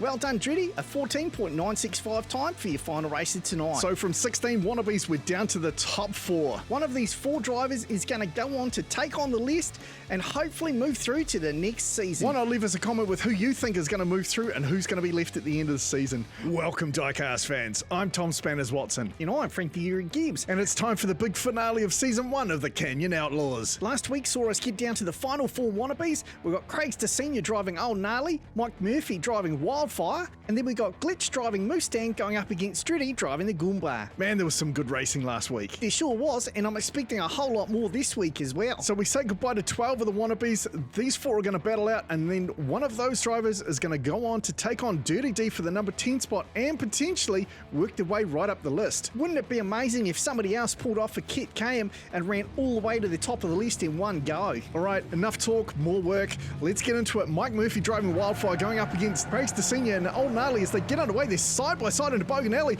Wildfire gives Old Gnarly a bit of a tap there. Murphy charging up again, tries to get up the inside, but he can't do it. He rolls over, but manages to pull a Lily the dog and get back on his wheels. But it looks like that is not going to be enough as Craig's the Senior takes the first win of the night. A valiant effort there from Mike Murphy, and here he comes. Whoa, he comes in way hot and gets a big roll over the finish line. But how about that move? He was trying so hard, and I cannot believe that he managed to get himself back on his wheels. And then Craig's the Senior getting a bit loose over the finish line, but Mike Murphy there in Wildfire getting a huge big roll. But congratulations, Old Gnarly, you are moving through to the next round with a 15.378 time. Glitch, one of the OGs of Chaos Canyon, going up against Dreddy, a newbie, driving the Goomba. As we get underway, both these drivers pretty even. The Mustang just in the lead. Dreddy tries to get up the outside. Glitch forces him into the wall, slows him down. All Glitch has to do now is keep it clean. Well, we've seen plenty of people blowing in this last corner. But not someone of Glitch's caliber. Nice line through that final corner, and he is going to take the win, and Dreddy's going to roll across second. And he gets some major air there just over the finish line, but this was a great drive. Mustang under all sorts of pressure pressure. The Goomba did everything he could to get up the inside, but he just couldn't quite find the gap. But he did a great job anyway, and what a huge big leap right at the end. Yeah, there seems to be a theme emerging there, but congratulations, Glitch driving Mustang. You now get to go up against Craig's the Senior, and one of you two will be moving on to challenge for that 10th spot on the list. You can just feel the tension between these two drivers, everything on the line here. Glitch gets out to an early lead. Craig's the Senior tucks right up on his bumper.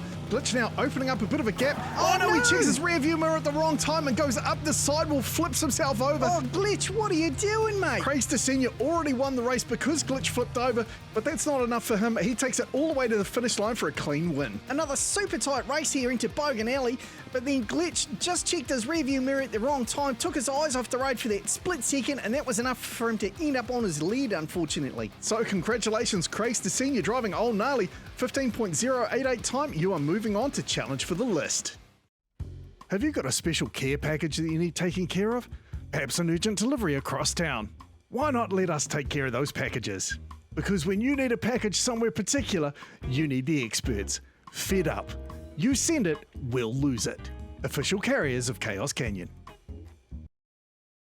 So this is it. The final 10 races. Is Craig's the Senior going to be able to get on the list? And how far will he go if he gets there? As always, Challenger takes the inside lane, so he does have the advantage, but you are racing a faster car, so who knows? And Dagger Rose puts the hammer down there, and Dirty D jumps out to an early lead.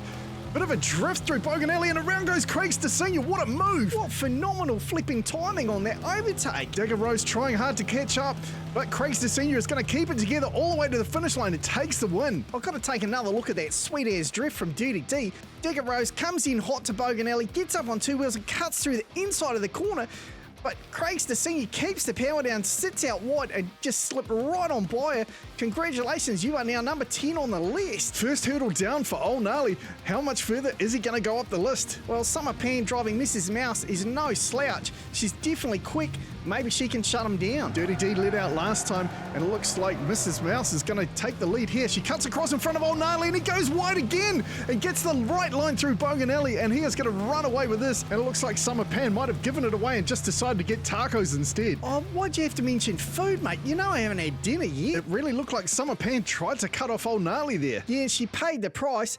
But, you know, I can't blame her for pulling up for a taco there. They are delicious. So Craig's the Senior now starting to climb the list as he moves into the number 9 spot, and Mrs. Mouse drops down to number 10. There is so much on the line tonight. Only the top driver will continue on to season 2. So can Old Gnarly take down Nighthawk? Well, if you watch the truck takedown, you know that Nighthawk doesn't mess around after he flipped the Tesla truck off the track. But he took the wrong line into that first dog lead. Craig's the Senior right up on his tail here. Nighthawk starting to open up a gap. Craig's the Senior chasing him down hard, but it looks like Nighthawk is going to hold on, and that is going to put an end to the run of Craig's the Senior and Old Gnarly. A great effort though. RDO Flyer was a little bit lucky there. He got the wrong line into that first dog leg. Craig's the Senior caught right up on him, but we know that Nighthawk is super quick, and he managed to put the power down for the second half of the track and holds on for the win. So no change in position there, but Nighthawk now going to take on Daddy G driving Ratbird for the number 7 spot. Ratbird, of course, was king of the list for a long time, but he just hasn't really fired this season. And hopefully you can see why we're putting the faster driver in the outside lane. It doesn't slow them down, even though they are going slightly further. But Nighthawk right up in the back of Ratbird now. Ratbird with a savage block there. Absolutely shuts down Nighthawk. Nighthawk comes up again, trying to get around him. He shuts him out again. Nighthawk tries to go up the inside and just misses out. Wowzers, I was glued to my chair for this one. Nighthawk with a brilliant effort, but Ratbird, savage block coming out of that second dogleg. He saw Nighthawk about to overtake him, pulls across, shuts him down. Then as they go into Big Kahuna corner, Nighthawk has another crack. Ratbird manages to hold him out, and then in this final run to the finish line, he finds the space but couldn't find the herbs to make it. Wow, what a phenomenal race, but congratulations Daddy G driving Ratbird. Radio Flyer tried everything he could but just couldn't find the gap. Now Daddy G has a crack at Curbside, driven by Baby Cookie. Curbside, the first entrant we've ever had from Junkyard Joust, and Baby Cookie has done some solid work up till now. Can she hold out Ratbird this time? They're pretty close as they head into Bogan Alley. Curbside just gets in the lead and now starts to open up a gap on Ratbird. just running away with this. Ratbird, no answer whatsoever. Baby Cookie clean through Big Kahuna Corner and will take the win. A beautiful drive there. That was just a textbook drive. Well done, Baby Cookie, and a great time of 14.080. But it looks like that outside lane start is not slowing these drivers down at all. Certainly not so far. They are just giving it the beans in that outside lane. It's time for one of Frank's favourites. Vagabond with the big flames down the side going up against Curbside. Vagabond jumps out to an early lead here, starts to pull away from Curbside. This is the opposite of what we just saw. Curbside starts to close it up a bit. Oh, Vagabond goes down. Oh, not the flames. Baby Cookie pushes her way right past Vagabond ruthlessly there. Even though she's already won, because Vagabond's flipped over, she doesn't care. She's going to run all the way to the finish line to make it official. And I really thought Vagabond had this, but unfortunately took the wrong line into Petrolhead Corner, and that was just it. Flipped over, and Baby Cookie takes the win. So Curbside now making a run up the list, a much slower 18.007 time, but it doesn't matter. A win is a win.